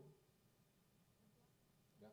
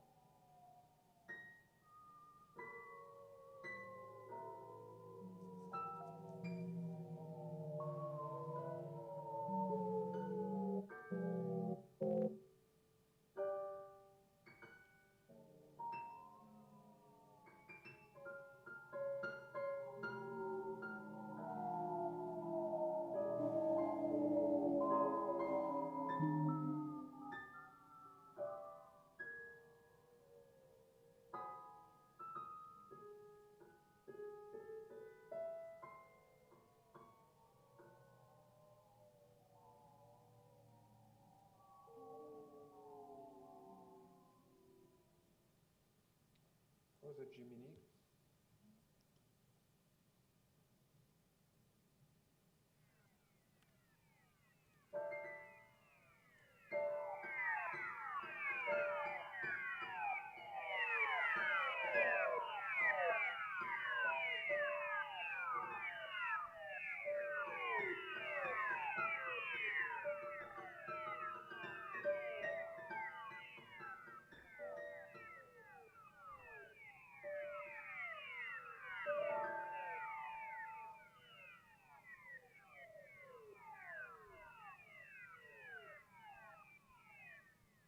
So claps.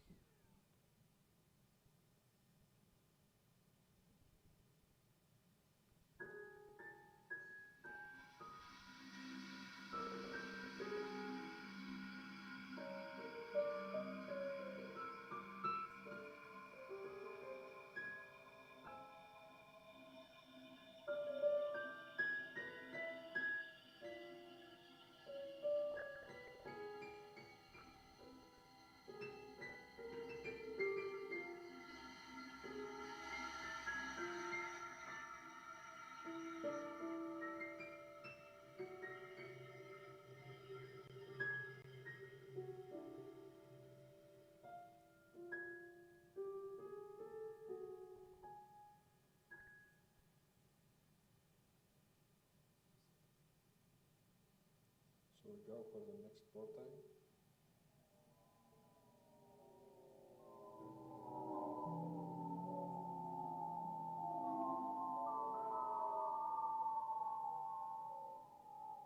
So the name is Leo.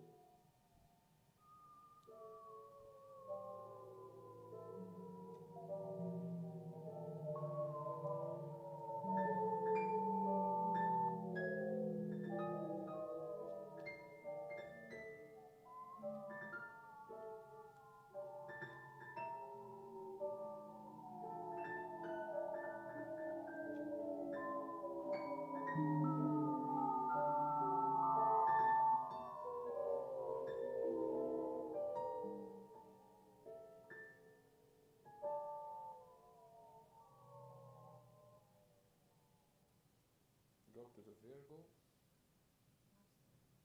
It's finished. Okay.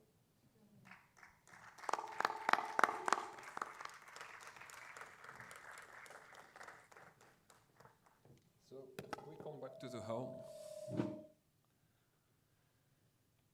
Thank you for your watching the demonstration, and now we stop here for the second use case, and we passed for the third one that will be presented by our colleague from Graham. The website? Do you need a space here? No, it's okay. We're just going to talk. On commence comment? Tu veux y aller? So I'm Stefan Letz, working at Graham on the first language and ecosystem, and we are going to present with Joan the first language and a use case that has been done during the project. So I'm going to do that completely online, assuming we can.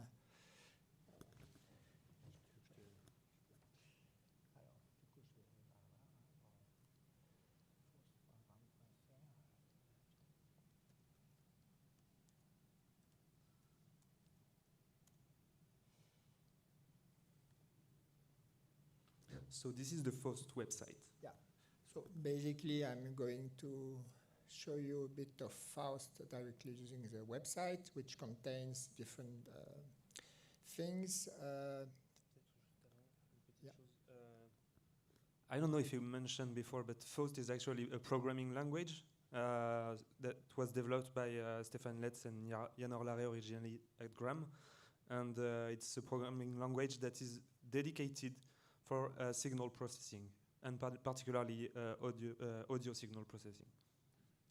Yeah, exactly. So it's what we call a domain-specific language. So it means it's a language for a specific use case, which is designing in audio instruments, doing audio processing, like filtering, reverberation, spatialization, all these kind of things that you usually have to describe with low-level languages. If you want to have good performance, here you have a kind of high-level language that allows you to do that in a very small number of programming lines, and that allows to generate different targets that you can deploy in environment, like plugins, standalone application. You can design a pure web application. So with the same code source, same programs that you have designed once, you can target a lot of different targets. So one way to use it for students if they want to learn, we have a lot of pedagogical material on the FOSS sites, and it means you can learn the language. And what is interesting is that we have all this small widget here are dynamic in the sense that the FOSS code, which is here, you have this language that you have to learn. Obviously, it's a textual language. You have to learn it to be able to use the tool, obviously. And at some point, you can, for example, we don't have sound, but well, at least you can execute the program directly into the web page. I don't hear the sound probably because it's not connected directly to the sound output. But the point is that the language is running basically in this use case. Okay.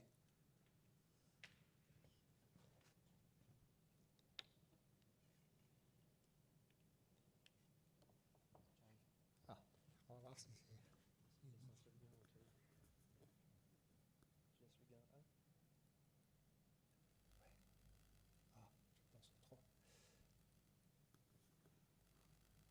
So assuming we can get the output of the computer, we are supposed to. So yeah, basically we have a lot of materials that you can use to learn the language. We have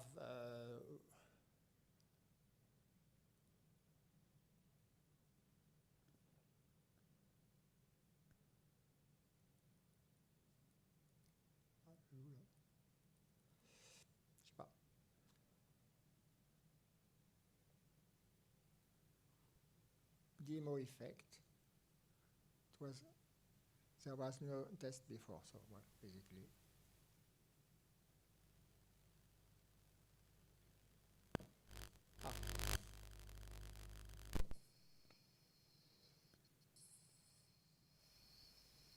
What we heard is not the actual sound we're trying to make. It's supposed to be a single sinus with a pitch. A single pitch, or maybe two different frequencies.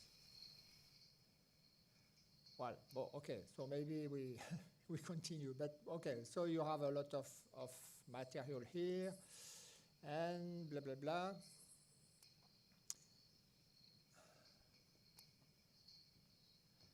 And what I can possibly show you is another tool that we use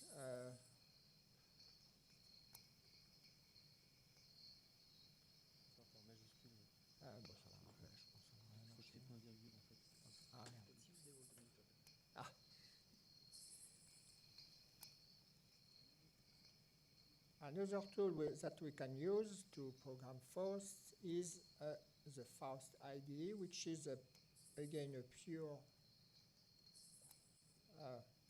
Sorry, putain, il y a le F qui déconne. Il y a le F, la touche F qui est un peu. Voilà. Yeah, okay. So this is a pure.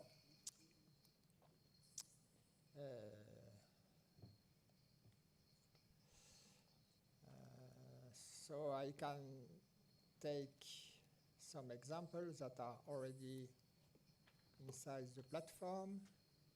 So here you have the piece of source code that you have to write, or you can cut and paste from somewhere. And if I hit run, it's, yes, okay. So we have the result here. So here we have, there are a lot of blocks, DSP blocks, that have been developed by user of the language. And here we have what we call physical modeling, which is a synthesis technique that allows you to recreate classical sound from instruments, or it's supposed to be like a clarinet. So there is a bit of code behind this model, obviously, but yeah, assuming that you use a library, you can possibly go into here, get the library documentation.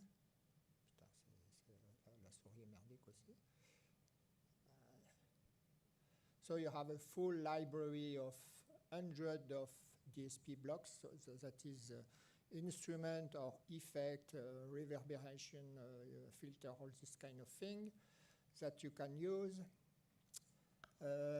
And at some point you can decide, okay, I want to send this instrument into a reverb. So I have a reverb here, and what I have done here is connecting the instrument inside the reverb. So you have to learn that this spatial syntax here, this character, obviously you have to learn the language, and when you evaluate and compute this new version, you hear that you have now the reverberation effect that is done on the clarinet sound. So. And then at some point you decide you want to export this to a plugin because you want to use it into your Reaper environment. So you have a complete cloud-based compilation service that you can use from this platform. And then here you can choose a lot of different targets. So you can, for example, decide you want to compile a VST for OS X or something like that, or different targets that we have developed over the years. And in this case, I'm going to show you, because I will not be able to compile the binary and use it into this environment because we don't have everything installed. But what I can do possibly is decide to export this version to a web version. Sorry. Web.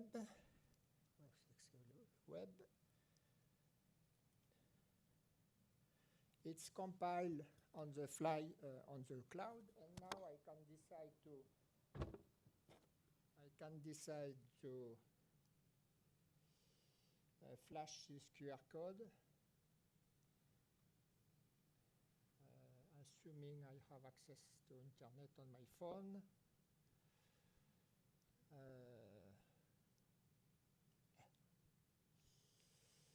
And yeah, not sure it will work, but yeah, or maybe not.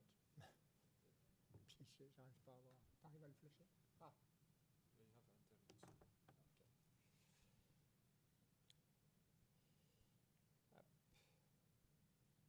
So now you have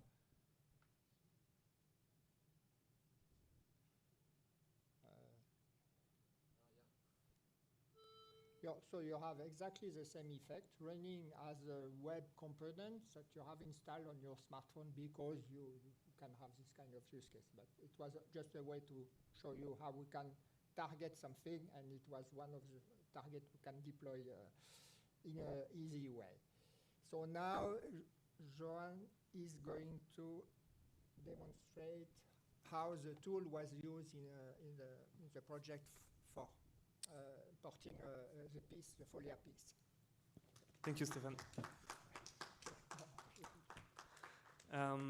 Yeah.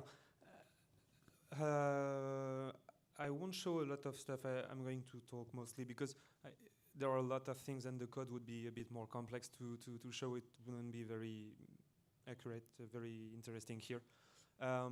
Just what we did in this use case is that there was this piece from 1995 by Kaya Sariao, double bass and electronics, and the electronics part is real-time electronics reacting to the input of the double bass.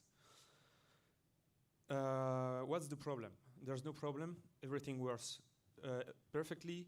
The piece and the electronic program is well sustained by its original programmer. But as a proof of concept, I wanted to take this program, which I know is actually working well, and translate it into the FAUST environment. Because the problem is the original program is made with Max MSP, which is another programming environment that suffers from several, I would say problems, but probably it's not problems. It's completely closed source and commercial first. Also, it's in a very specific, Max MSP is a runtime environment. It's not abstract code. It's code that will run only on the platforms they want to support, which is Max MSP itself and Ableton Live. So we're kind of stuck into a commercial environment, and I wanted to take the same program, translate it to FAUST, and show that we can have this program and maybe more future programs, any future program, into an environment that is completely abstracted and how to put that? Abstracted from the runtime environments, which means, for example, as Stefan demonstrated, we can now run and perform the piece only with a web environment. We don't need to install any software. We don't need to buy anything or to install anything. It will just work out of the box. For the use case and for the concerts, we decided to perform it with Reaper, because Reaper is a very stable environment for performance and real-time audio processing. But it could have been done with pure data, with anything else. Also, the web suffers from the small constraint that it's single-threaded. It's like the web in general is a sandbox, and we don't want to be sandboxed when we're performing live. But at some point, it could have been done, and even for rehearsals, it could have been done with the web. So yeah, this is the GitHub repository where the code for this translation has been put. In the DSP section, you will find there are mostly a few components, which are the components we had to translate into FAUST. So it might seem a bit long, but I think there are only a few lines that are really useful. I mean, everything is useful, but only a few lines describe the essential of the program. And also, yeah, what was the problem is that what was programmed in Max was very easy to translate, because I don't know how to explain Max if you never saw it, but Max MSP is like diagram nodes connecting programming language. So you program nodes together. So you can see the logic. You can read it, understand it, and translate it into a textual language. It's quite easy. But there are a few tools that were not possible to translate literally, because it was based on proprietary softwares. For example, we have the spatializer and reverberation from IRCAM, which is closed source software. So for this, I had to adapt with the ears and say, okay, I'm trying to do a reverb. I know the logic behind. I won't be able to reproduce the exact same, but I know I can reproduce something that behaves the same. At the end, I'm pretty sure the reverb I designed is poorly designed, but it sounds good. So any engineer wouldn't like it, but I'm pretty sure it's okay for musicians. And that's it. And we performed this piece with double bass player Beltan Ruiz at Malaga first, and in last June here in Lyon for Journée de l'informatique musicale. Okay. And that's the how to put it, the proof of concept we made. And now we know it's possible to do this for a lot of creations, to sustain programs, to make sure they will be working in the future, and not only in the near future. We know it will be working very far from now, because it's completely abstracted from any runtime environment. And also it's more abstracted, so it's more readable in general. That's the point of it. But that sounds good. That's the reverb I made. Yeah, I think it's the infinite reverb. So the logic behind is that the more signal comes in, the louder the sounds come in, the shorter the reverb is, and the opposite is true too. It means when the input sound goes down, the reverberation time increases, so it's called like an infinite reverb. It's not exactly infinite, but it's the simulation of time dilatation. Finally, I would like to say that this method has been presented also on a paper and on a talk at Journée de l'informatique musicale. And because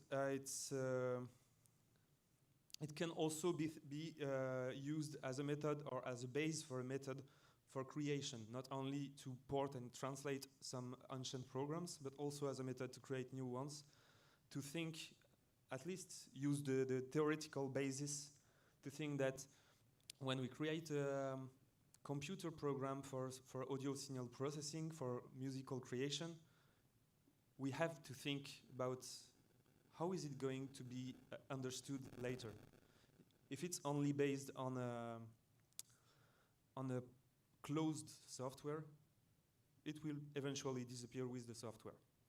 And we can prevent that by thinking of the small propositions I made in this work. Yeah. A Max MSP patch looks like this. Ah, c'est la vidéo? Ah oui, ok. Je croyais que c'était le... Donc, parce qu'ils produisent des... Wow. It's not a big deal, actually. Et on espère que It's not a big deal. So yeah, the talk at Jim was here. Ah, si tu l'as, oui. Sinon c'est pas grave. Dans le papier, je pense qu'on verra pas dessus.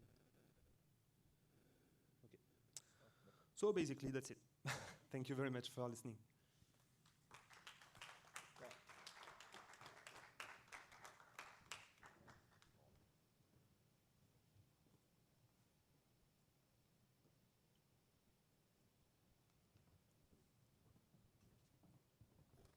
Okay, well, so now we achieved this step of the use cases, okay, and we attack.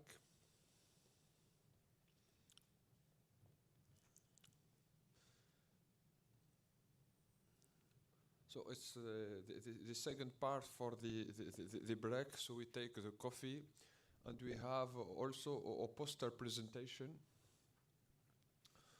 that we plan to do. So I will present the poster here, and we can discuss after. But I propose to go on the coffee break for the second and the last one. I propose to take just 15 minutes because we are late, and after we come back to attack the last part for the presentation. And it will be also the occasion of discussing of what we have just seen and talk about eventually of future project. See you in 15 minutes. Enjoy the coffee break. Thanks a lot, Lamine. First of all, I'm so happy that we start this round table about the use of digital technology in music education and training. We have the honor to have with us an external collaborator and a friend of us, that is Raffaele Longo. Please, Raffaele, do you want to present yourself to our audience? Thank you so much, Andrea. I'm Raffaele Longo. I'm a composer, musician, and philosopher, semiotics. And I'm a project manager, also research manager. I am now running several projects, research projects all over the world, Europe, Middle East, the Far East, South Pacific, etc. As my interest in research are focusing on, let's say, the Industry 5.0 and the relation between human and machine, considered especially from the aesthetical point of view. Thanks a lot, Raffaele. Simonetta has already introduced herself at the beginning of this day of studies, but I would like to introduce also Pavel. Demosthenes also pre-performed just before. Thank you. We are from Foundation of Early Music in Poland. Yes. And we are in this project of Metamorphoses from a very interesting point of practice, because we use only period old instruments. But now in this project we start to change our mind about new technology. And after to make some small presentation about our experience, okay? Of course.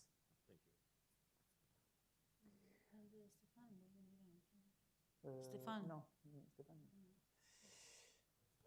So the first question that I want to ask to our guests and friends that are running with us this round table is about the digital transition of the next music training. Of course, since several years, the Association Européenne des Conservatoires is trying to run project within the digitalization of music, and it is very important to be inclusive. So maybe Raffaele, that is used to run a lot of European projects, can tell us something about the importance of inclusivity in all of this project. And one of the problem that I outlined when we are thinking about digital music is the fact that the digital transition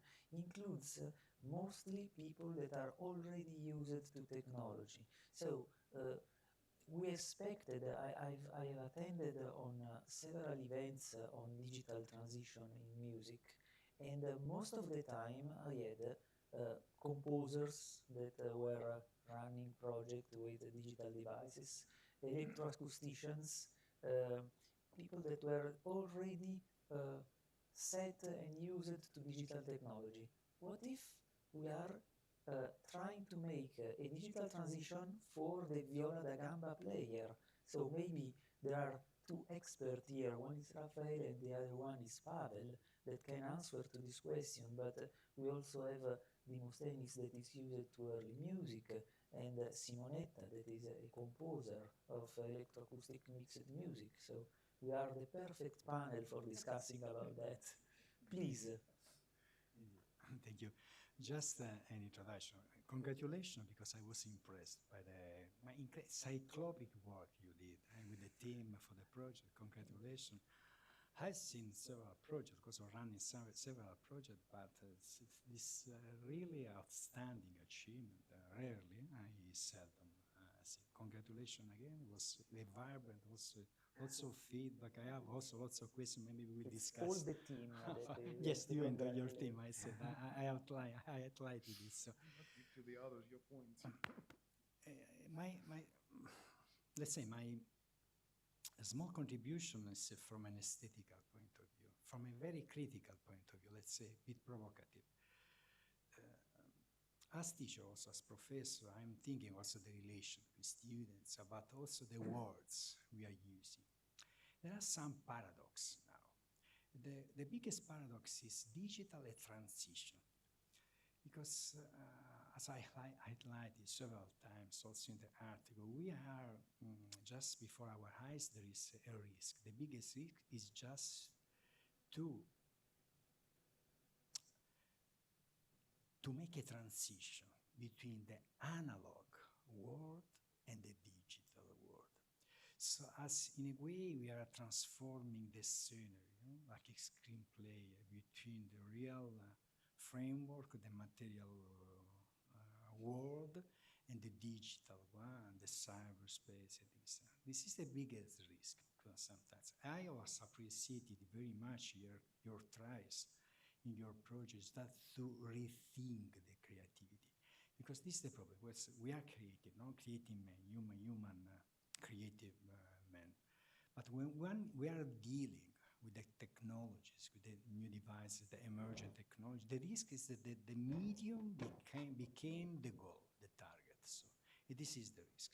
And now as the devices forces us to rethink digitally what we already thought in analog. This is the problem. And when several projects also started in my mind before also being awarded by the Commission, also the other international bodies, the question for the future was always the same. What will a bassoonist do in 30 years after the digital revolution? I think also the emergent technology has not anymore emerged because are real, in our life, also conditioning, manipulating without our, let's say, consciousness at work in a way. But from my point of view, the most difficult things when you are living in the paradigm, it's difficult just to see. Maybe the text has to be far away, just to be, if I read like that, I cannot see anything. We are in this phase with the emergent technology. We are too close, and we cannot also distinguish vowels from consonants. Well, maybe it needs time just to see what the emergent technology. But for my point, I don't have the answers how to avoid the risks, to rethink digitally what we already thought a create is analog. The real challenge is to create or co-create in the digital and cyberspace. Also with my team and I, we are working. We use, of course, we do a massive use of artificial intelligence during the creative phase. And I have to be honest. So we think also device, artificial intelligence is like a colleague, not only like a support. We are discussing, also bickering with him, just chatting, sharing. Also trying to get inspiration by them. So this is my question.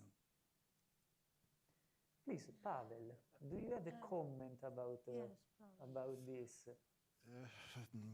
I would like to say something about what's happened in Poland in the last weeks, because it was great Olympic Games in music in Poland. It was competition of the piano music in the name of Frédéric Chopin. It was yesterday and the last evening. And in this period, I worked with new group at University in Szczecin, the young teachers in the elementary school of music. And we start to find solution to have a link between 19th century, of course, like this fantastic instrument, Erard in the hall you have, and the new technology. One problem for every pianist with Frédéric Chopin music is our traditional folk dance mazurka. It's very, very wild dance with always change the accent. It's a problem with accent, and it's a problem with the tonality too. But Frédéric Chopin was composed in the tonality. For example, it was mazurka in D major. And we try with new technology to make new score, contemporary score of what young Frederick Chopin was here at dance club, probably at dance club in the village. You remember this music. I tried to it was we just yesterday was starting to make new score of Frederick Chopin music. I try.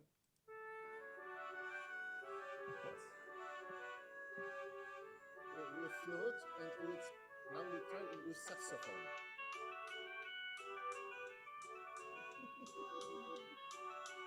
New score. New score.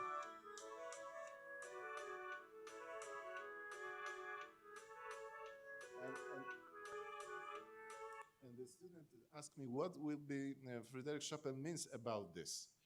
I think that probably it was the same way of joy of dance in the 19th century in different instruments. And now we try to make our pop music tradition. Yes. It's for me, it's absolutely something new because we always play on the pianoforte, only just like Frederick Chopin was. But now we try to speak with young generation with this new technology. It probably will be because now we know nothing about accent of folk dance in Poland. Now we dance another dances, but with this stuff of new technology is something attraction. Oh, maybe we try to do it. So now in the next week, every student have to make new score of different kind of instrument for this music. It was for me very interesting. So arrangements. Yes, new arrangements through our experience. Thank you. Are you using the music score for this? Yes, I've seen the music score, but there is a novelty music score. If you go on the hub of music score, you can download. It's there only a version of better instruments. So try, for example, to download the module for making more realistic sound. Of course. Thank you to Pavel, the interesting proposal. And I think to answer a bit the question of Raffaele, that we have to make two different thinking. One about the use of technology as a possibility to new evolution of ancient music or as a tool for the students, as we say at the beginning of this conference. Another problem is aesthetic one, because just now I think are very few the works that say something new in aesthetic domain. The problem is that often technology is used only for try the new possibilities, and that with artificial intelligence is more and more happens.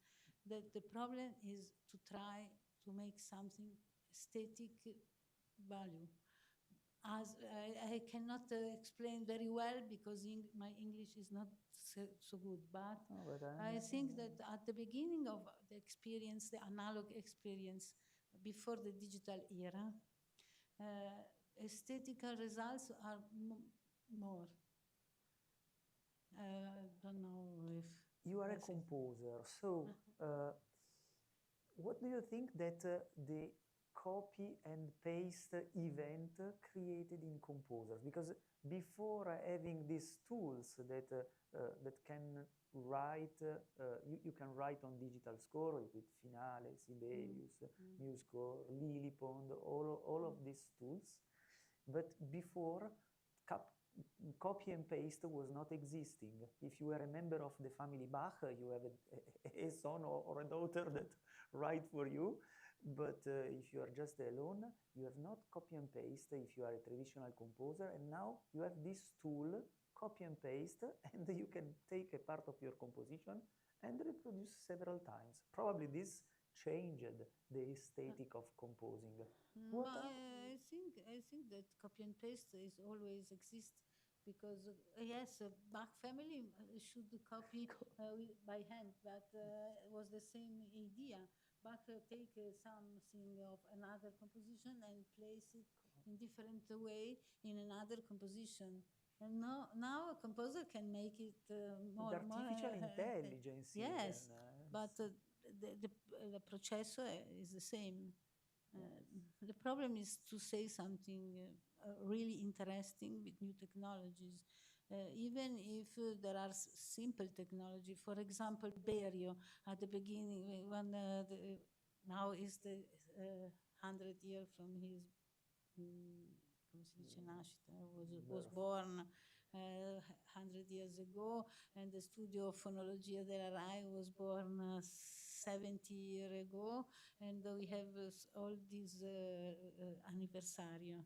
But I think he makes something interesting of under the aesthetic point of view with few tools, because he must only record and make something with the tape recorder. Now we have more and more possibilities, and we should, la sfida, come si dice, the challenge is to make something interesting, not on the creative point of view. For other point of view that we discussed today, educational and so, is very interesting, the technologies that we have used. And for example, Pavel now explains something, or we have make. Maybe Demosthenes, you can give the point of view of the singer, but also the producer, because just before you were quite impressed by the way of streaming that IDT proposed, and it can be useful also for singing and producing in real time different ambience. Look, first of all, let me say that I'm very happy that I'm here in Lyon again, in your beautiful city. And I'm also very happy participating in this project. We've done twice a masterpiece, Orfeo from Monteverdi, with new technologies. Okay. I have to say that I am in the most difficult position from each one of you, because you are instrument players and composers. That means to offer your art, you already need engineering and technology. Someone have to make the instrument. You have to imagine a lot of instruments to make your ideas, to offer your ideas to the public. I am a singer. The organ is myself. There's no technology in that. So I'm in the most difficult. I'm in the most difficult position to think about that. But we are also in 21st century. I get many ideas from our rehearsals, from our performances these 3 years. Offers me new opportunities. As you know, I'm also artistic director in Metamorphoses municipality in Greece. You said while the presentation today that the new technologies give offers to conservatorium or small companies to make productions easier. That's a big truth. Have a lot of truth inside these words. On staging, using the digital sets, for example. I took an idea from our Orfeo and making Metamorphoses last Christmas. Project Capi. Zauberflotte, using digital sets from 3 different sites projections, and it was wonderful. I did it because I didn't have enough money in the production to make 2 sets. But this was very beautiful. It was something new. It was different, and it was from the aesthetic was okay. It was very nice. It was not something that the public said you did it because you need it. No, it was an expression. It was expression. Definitely for new singers or new instrumentalists, for students, the new technologies, to have a demo and play up on the demo, it's very helpful. Back in Bach times, as you said, you have to have the pianist already with you to play with him. They live together then. Yes, the musicians were all the time together. Maybe it was more beautiful. The life maybe was more beautiful, but nowadays it's very practical and very helpful. Also, another way, let's say an example, if you play with a demo, the tempo is strictly. Oh, so a young musician learn to stay on tempo. Nobody will follow him. For the composers, they have a new idea. In 19th century, they have to write it with the hand, give it to the piano first, and then to the instruments. And if something was not okay, back again from the beginning. Now he can hear it. Of course, it's helpful. I think that we as artists in 21st century, we have to find the balance between the history, our roots in music, and the truth of our performances, and how to use all these very helpful technologies in music learning or staging or education and the performance. That's my point of view. Yes, I completely right. There is, I think, one of the biggest critics that we can give to the use of digital technologies in music teaching and training is that learning the use of these new tools take time. Sometimes I've discovered myself, well, I have to learn how to do this, to do that, how to use Reaper. I don't find a reverb effect that I like, so I have to learn about to write something in Faust, and I take hours for doing this, because for the first time it's a big effort. The learning curve is very steep in some kind of situation. And sometimes all of us, we had the feeling that we can spend more time on the piano or on the violin or singing rather than, oh, this digital audio workstation is not sending me the signal, I have to do some debugging, I don't understand why, and so on. So, but this is also a problem of the modern life. It's not only for the musicians. Yes. Yes. Maybe. I have 3 order reflection about, also a bit provocative. One regarding the writing, the second one the speaking, and the third the relation between human and machine. About writing. I'm a composer that just the last CD released. I composed 2 pieces entirely with digital notation, with Sibelius. But after very, very huge efforts, because it takes time, also you have to think a lot, because it's an excellent exercise for the mind, because your memory is stressed a lot. Because if you write with normal pencil, with the sheath, normal paper. It's much easier because you can just take notes, some post, let's say. But when you are writing in digital score, you have to remember everything, also the premises, the consequences, like in Aristotelic syllogism. But at the end, realize when I composed the last piece for orchestra, soloist, sax soprano, and the percussion, I realized that the digital notation was limiting me, limiting with the fantasy, the imagination. Because let's say, my hands, our paints is a projection of our soul. There is an indirect connection between the painting and our imagination and our memory, our fantasy, our possibilities.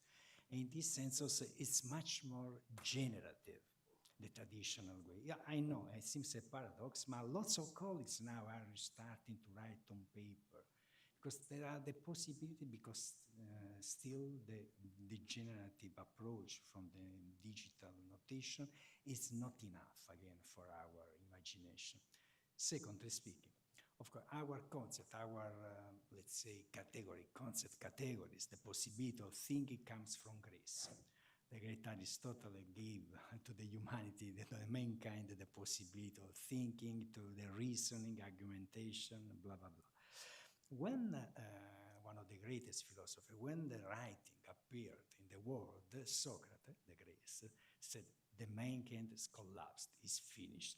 With the writing, all the mankind will be destroyed forever. Because, of course, there was an oral tradition, the oral tradition.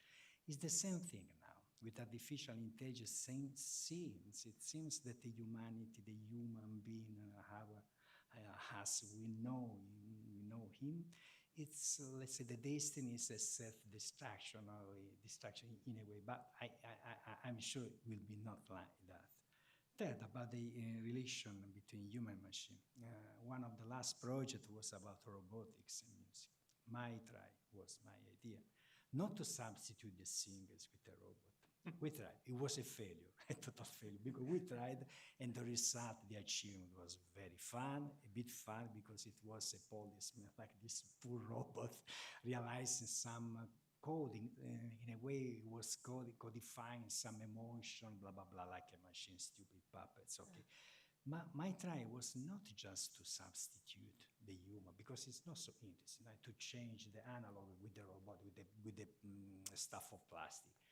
My idea, still my idea is, when the machine will think, will sense emotion, how will be his contribution to co-creating the work?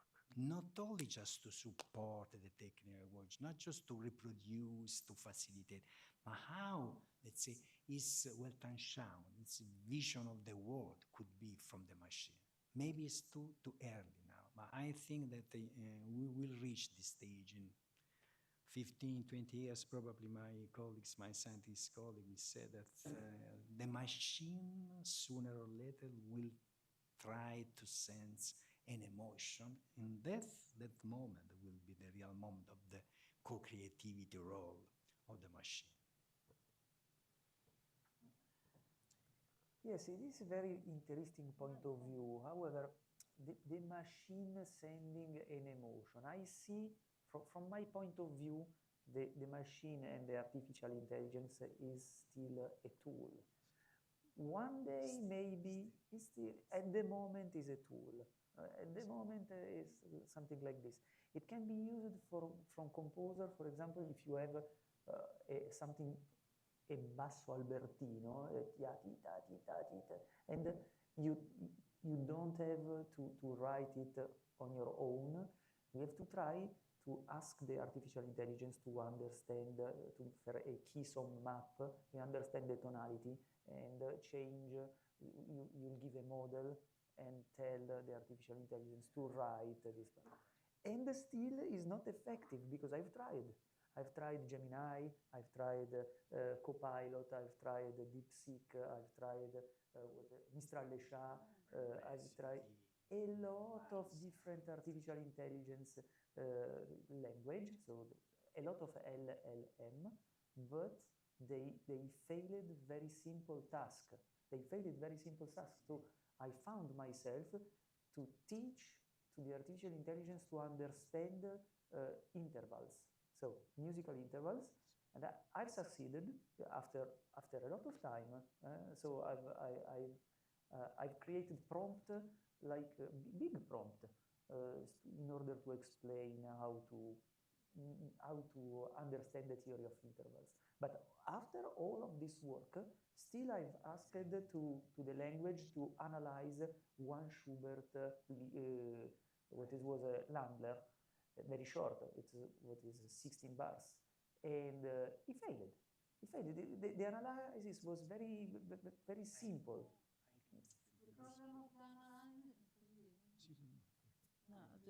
Just now, you confirm the idea that the technology just now is a help, is not something aesthetical new idea. Then I noted the first point of Raffaele says. Is it true that if you make a digital score, you are very constrained in the thinking? Musical thinking is really more free if you don't use the tools for digital score. That is a thinking that talked years ago at the beginning of the first tools for score per finale, or the first edition from this program. I start, no, come si dice finire? Finished to compose for 2 or 3 years, because this manner of writing was not free for me. This is So very true. Maybe we need different tools, maybe. Each human revolution is punctuated by false starts. This is a false start, maybe. I can confirm that the failure of the results. I'm collaborating with the team, computer scientists from University of Calabria about robotics, and we are training a robot to conduct. There are some experiments in the world, the Dresden hand. There are not so many. The robot is a bit slow in learning the alphabet, the syntax of the tonal music. Of course, there are lots of pieces, by a huge list of pieces. No? Just setting the theoretical basis of music, the grammar and syntax and blah, blah, blah. Now, it will take time, but it will reach the point. It's just matter of time. This is because the process, it's impossible to stop it. So there will be a time when also a robot will conduct perfectly. Also, we'll see probably. The idea, Demosthenes, is not, as I said, is to see, because of course maybe I read too much time Asimov. I'm a fan of Star Trek, but there is something behind. Of course, the text. There will be a time that the civilization of the machine will come. I'm sure. Maybe I will not see. I won't see it. Maybe my generation, the next generation. But it's better that now we'll be prepared to interact with the artificial intelligence, because one day will be too late, the most. So when we be, maybe not for our generation, I hope, there will be sooner or later a moment that the generation of machine will take over the scene, the stage. So it's better to me, in my intention, that all our project about the human machine, about the 5.0 is oriented, geared toward this direction. Be prepared,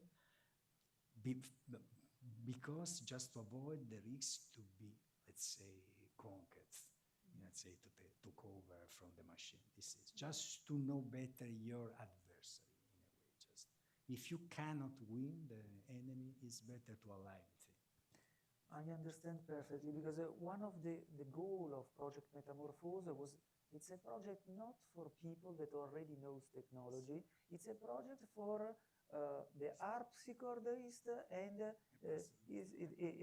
bassonist and a friend that is playing viola da gamba and the other one that play baroque violin. Because otherwise, if they do not get accustomed to technology, one day they will but I play the harpsichord with a candle in front of me and no shoes.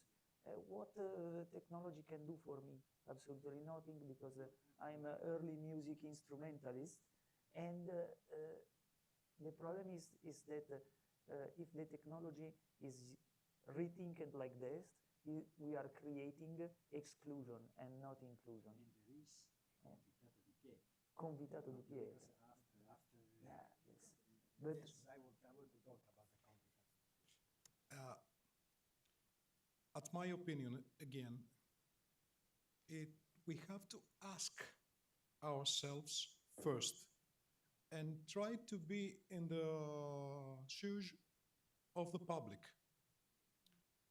Why did they came to hear? Why did they come to hear a concert? It's a question. Okay.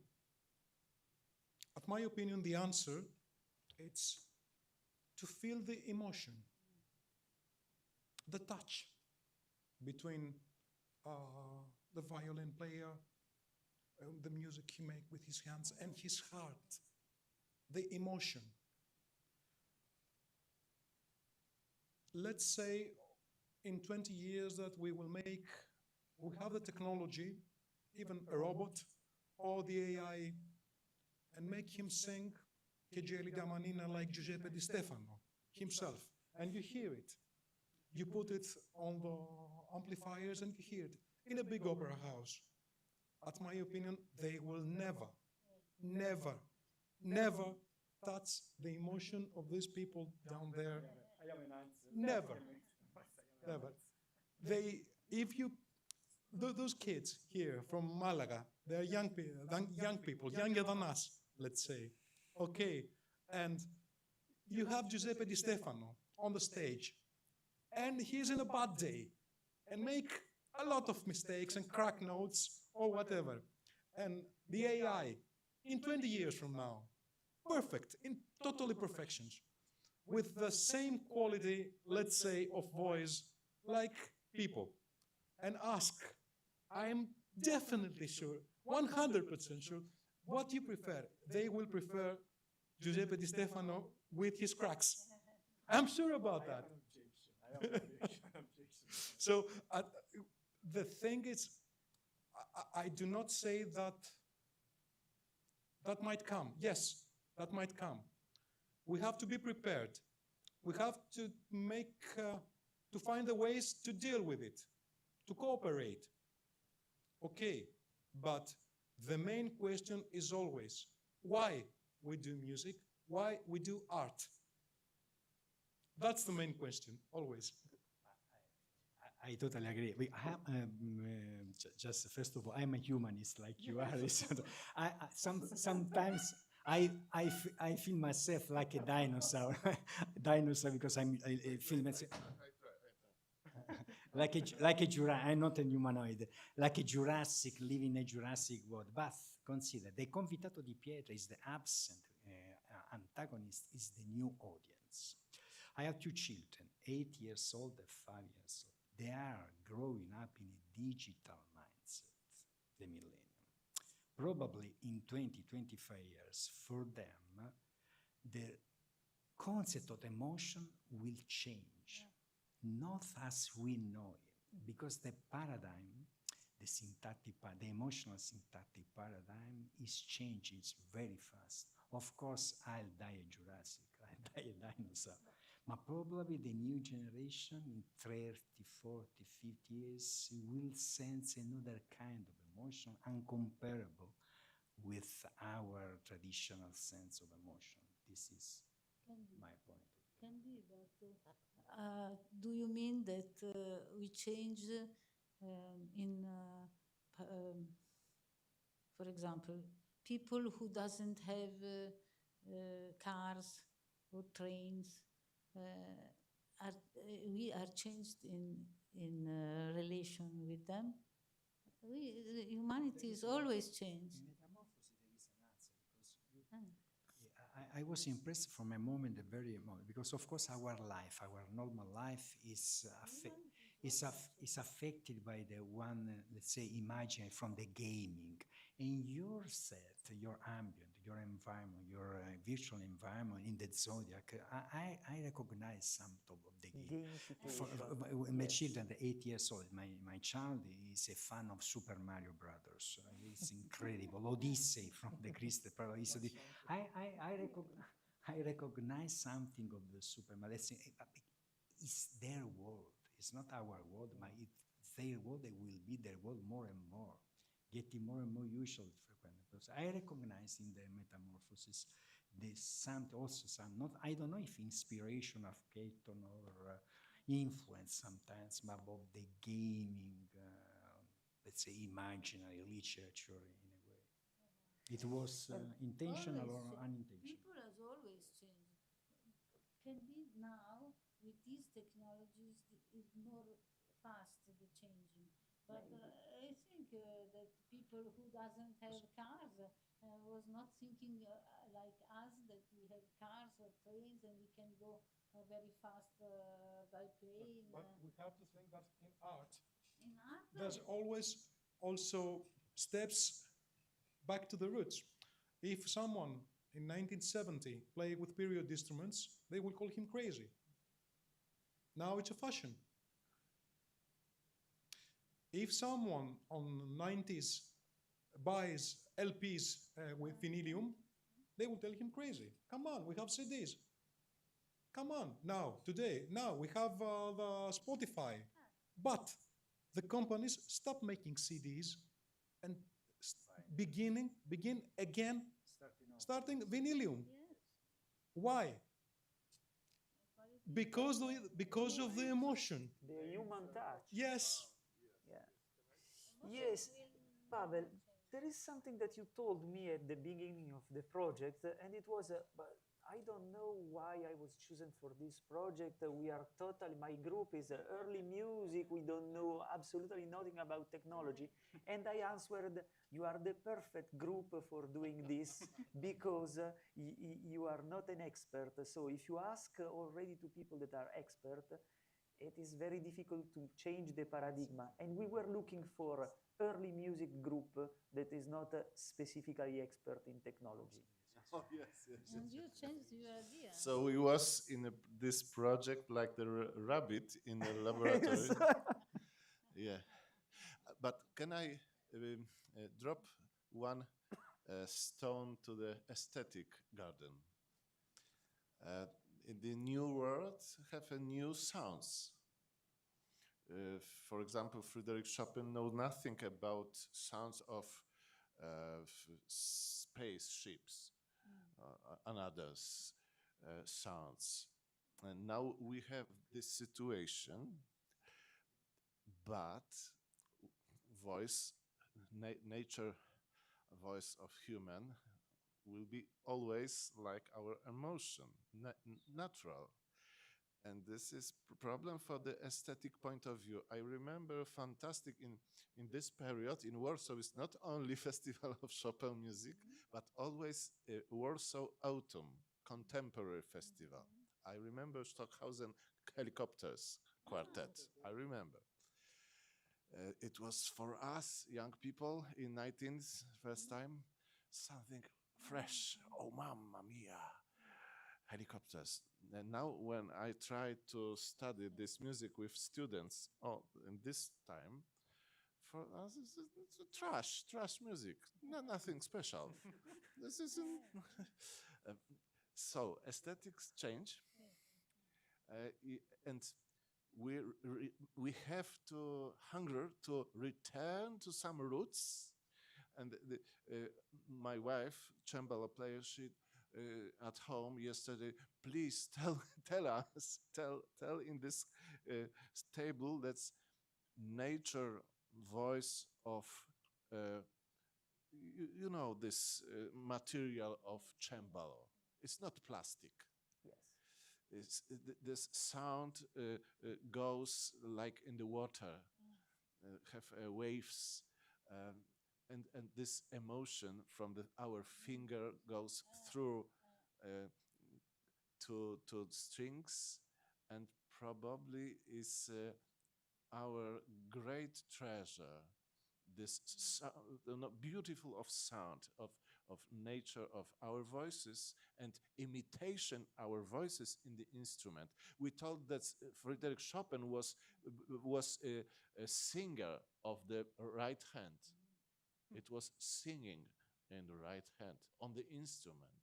So we probably always in aesthetic will be have this Greek old tradition to humanity, to the philosophy of nature.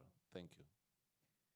So we have to close this round table. Is there anything, if you have to say one last word about the digital use of the use of digital technology in vocational training for music, what is your vision of the future? May I begin? Oh, thank you. Definitely yes to new technology. Yes. Definitely. If Wagner hears today's trombones, he will use these. It's definitely. We have to be prepared to cooperate also with machines or technologies or AI or every digital technology that will come, but with respect to the technotropies, our roots, our music. We learn our studies, of which one are studies in something that comes 500 and 600 years back. We have to respect that. We have to give that back to the next generation. And respect to the aesthetic. And never forget that the theater, the concert house, the concert room is a place that we have to communicate emotions, art and emotion. That's my, definitely yes, but with balance and respect. Thank you, Demosthenes. My idea is not so different from Demosthenes. So, in my opinion, we are dwarfs on the shoulder of the giants. No? Because if you think that the back, I think the greatest from the compositional point of view, artwork, masterpieces, the heart of fugue is not with the sound destination. It's a meta-theoretical work. Maybe one day the shuttle, the astronaut, will play, the sound of the planets because it's absolute music. Be prepared for me, cooperate now, just starting to know each other, to know better, is just to have the possibility to put a human virus in them. So to preserve our tradition means for me just to put a virus, a human virus in the machine. So this is all, of course, with all the ethical implications that will come, if you think to military uses and things like that, but it's just to preserve our tradition, not to collapse, to finish, it's just to, like an heritage, a legacy of human legacies to the machine. Humanize in a way, humanize the machine. This is my point of view. Of course, the new generation, the training, vocational training, learning, there will be the new protagonist of this battle, of this kind of battle between human and machine. Yes, I agree with Demosthenes and with Raffaele. We have to use technologies because it's okay that we can be helped by technologies, but we have to make a dialogue and not to be sorpassati, come dire, subissati.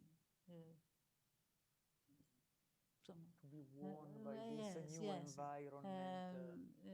Emotion and humanity is very important in art and education's maximum, because can be in the science is not so important, but art and music and painting and literature must be emotion. Yes. My point of view is the new technology are only new instruments. And but where is Shakespeare? Where is Johann Sebastian? in the past. And for me, we have to remember what was first, what was more important in art. Some top of our imagination. Probably new technology have no imagination. Yeah, that's it. That is maybe yes. I agree that where is the Shakespeare? Where is the new Johann Sebastian? Sometimes there are people, there are composers, there are great artists, but we are not aware of that. I am thinking, for example, to the evolution of pianists in the last year. Well, I know pianists even in this room, my colleague, me. If we were born 100 years ago, probably we were much more appreciated than now because the technical pianism has evolved so well that if you today you go into any conservatory, you will find wonderful pianists. So the competition in music has become so strong that maybe if one great composer is born, it will be difficult for him to be remarked. So sometimes it happens.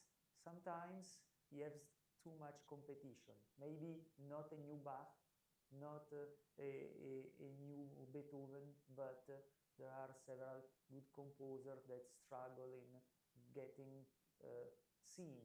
And this is a big challenge for all of us. Just to conclude, effectively technology should be something that must be integrated in our art. We have to study new technologies like a new instrument, but without but looking to the past as well and the transition, and try to merge the tradition also in the balance of everyday life, not to spend too much time on the wrong keyboard for me, for example. But this is the lesson of this project. Must be integrated. We have to integrate technology, but keeping an eye to the tradition.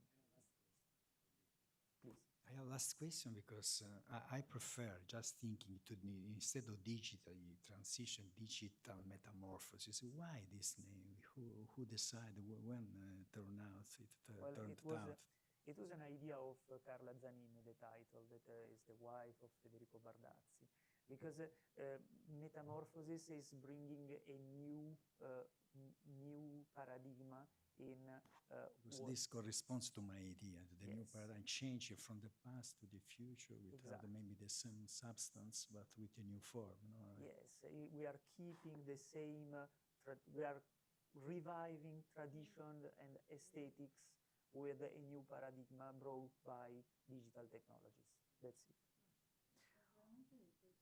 That's it. That's Metamorphoses.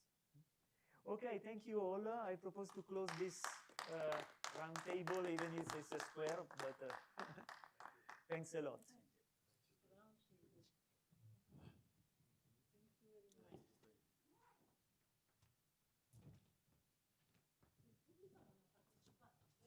Yes. Do you have any question to ask? Do you want to remark something? Do you have some?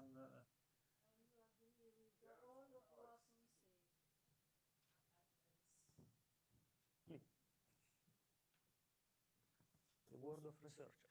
Sorry, thank you for your roundtable. It was really interesting, but I couldn't help but notice that you talked about gamification and kind of renewal of patience, etc. People that would go to concert and go crazy 20 years ago are now going to platforms on the web and go still as crazy. I think the way they live the events is not based on the art or the performance, but about the sharing of the emotion. And I would like to point your point of view about that, about the sharing. Thank you, Matthias. Who would like to start? Ice breaking. Thank you for the question, because for me this is a crucial point of view. When I talked about the new audiences, it's not only a new profile, a new bodies, a new humanoid. When I talked about the new audiences, I was thinking about also a new proactive role. Up to now, the audience is a passive. Of course, enjoying emotion in bath, being in the darkness, alone, silence, in the new form of enjoying arts in the cyberspace, not necessarily in a physical space, the audience will necessarily be a co-creator of the. If not, we lose all the audience. There are lots of study of project about how to involve the new generation, the new profile audience. But to me, the new profile of the audience is the co-creator to the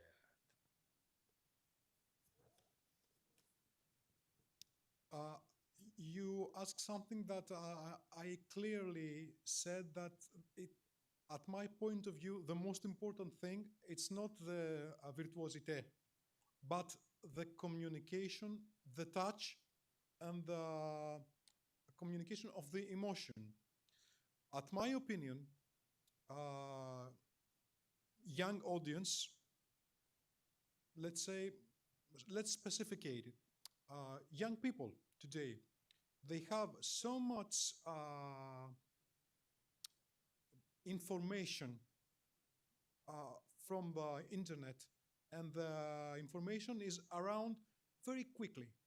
When I was in the conservatorium, I have to order, buy a phone, not a mobile, a phone, a vinylium album, and came from Italy. Let's say when I was studying counterpoint, not the correct word, and I have to listen to Palestrina to learn it. How is the music of Palestrina? How it sounds? I have to order it from the phone to the music that sells the albums, and order that from Italy or from England or from. And after 2 months, came to Athens, and I go to buy it from the shop, and with a great expectation, put it on the recorder and hear how is this music. How do the specials do that music? Now, a young person that is on the conservatorium has to do tac, tac, tac, tac, Palestrina, and hear 200 different, yes. At my opinion, this is the difference that makes the audience now a little bit more, I don't know the correct word, standing a little bit longer, and it's more difficult to find the beauty of the communication on the concert hall. But when the artist is honest and give himself, always wins, even the audience is young or old. At the end, there will be no difference. They will keep the same at the end. That's my opinion. Thanks a lot. Yes, thank you. Thank you a lot for the participant in the. Thanks a lot for the participant in the round table. So I propose to pass for the last part that concerns the closing ceremony. Yes. So I give you the power for the last time. So thanks. I thank all of you for your participation, to stay with us to the end, and I hope that we will have other occasion to collaborate. So I was very happy to collaborate also with Andrea. So I give you the power to close the ceremony. Thanks a lot, Lamine. Well, as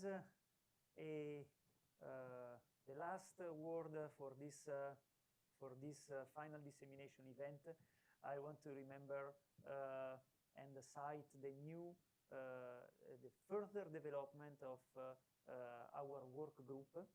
We are actually at the moment writing new project, different project on with the Erasmus Plus program.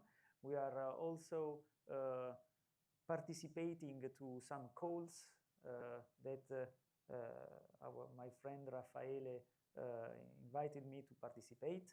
So new project, big project also, such as Horizon project, such as Synergy Grant project, and all of this will take advantage of the use of digital technology in a musical context. So we are present at the moment. We are writing one project that is called the VR Stage, that will be on opera music and the diffusion of opera music within virtual reality using 360 cameras and real-time streaming with this technology that takes a huge amount of data on a virtual server and redistribute this within the internet. Then we are writing another project about digital technologies and vocational education and training for music therapy. So in order to use the digital technology for enhancing and diffusing better diffusion of music therapy. And also we plan to participate to a lot of forum within new calls for digital technology done by the EAC, l'Association Européenne des Conservatoires. So a lot of further work to do. If you enjoyed this project, you are more than welcome in the participation to the next step of our work group. And many thanks for having participated to this days, to this closing ceremony of Project Metamorphoses. Thank you all.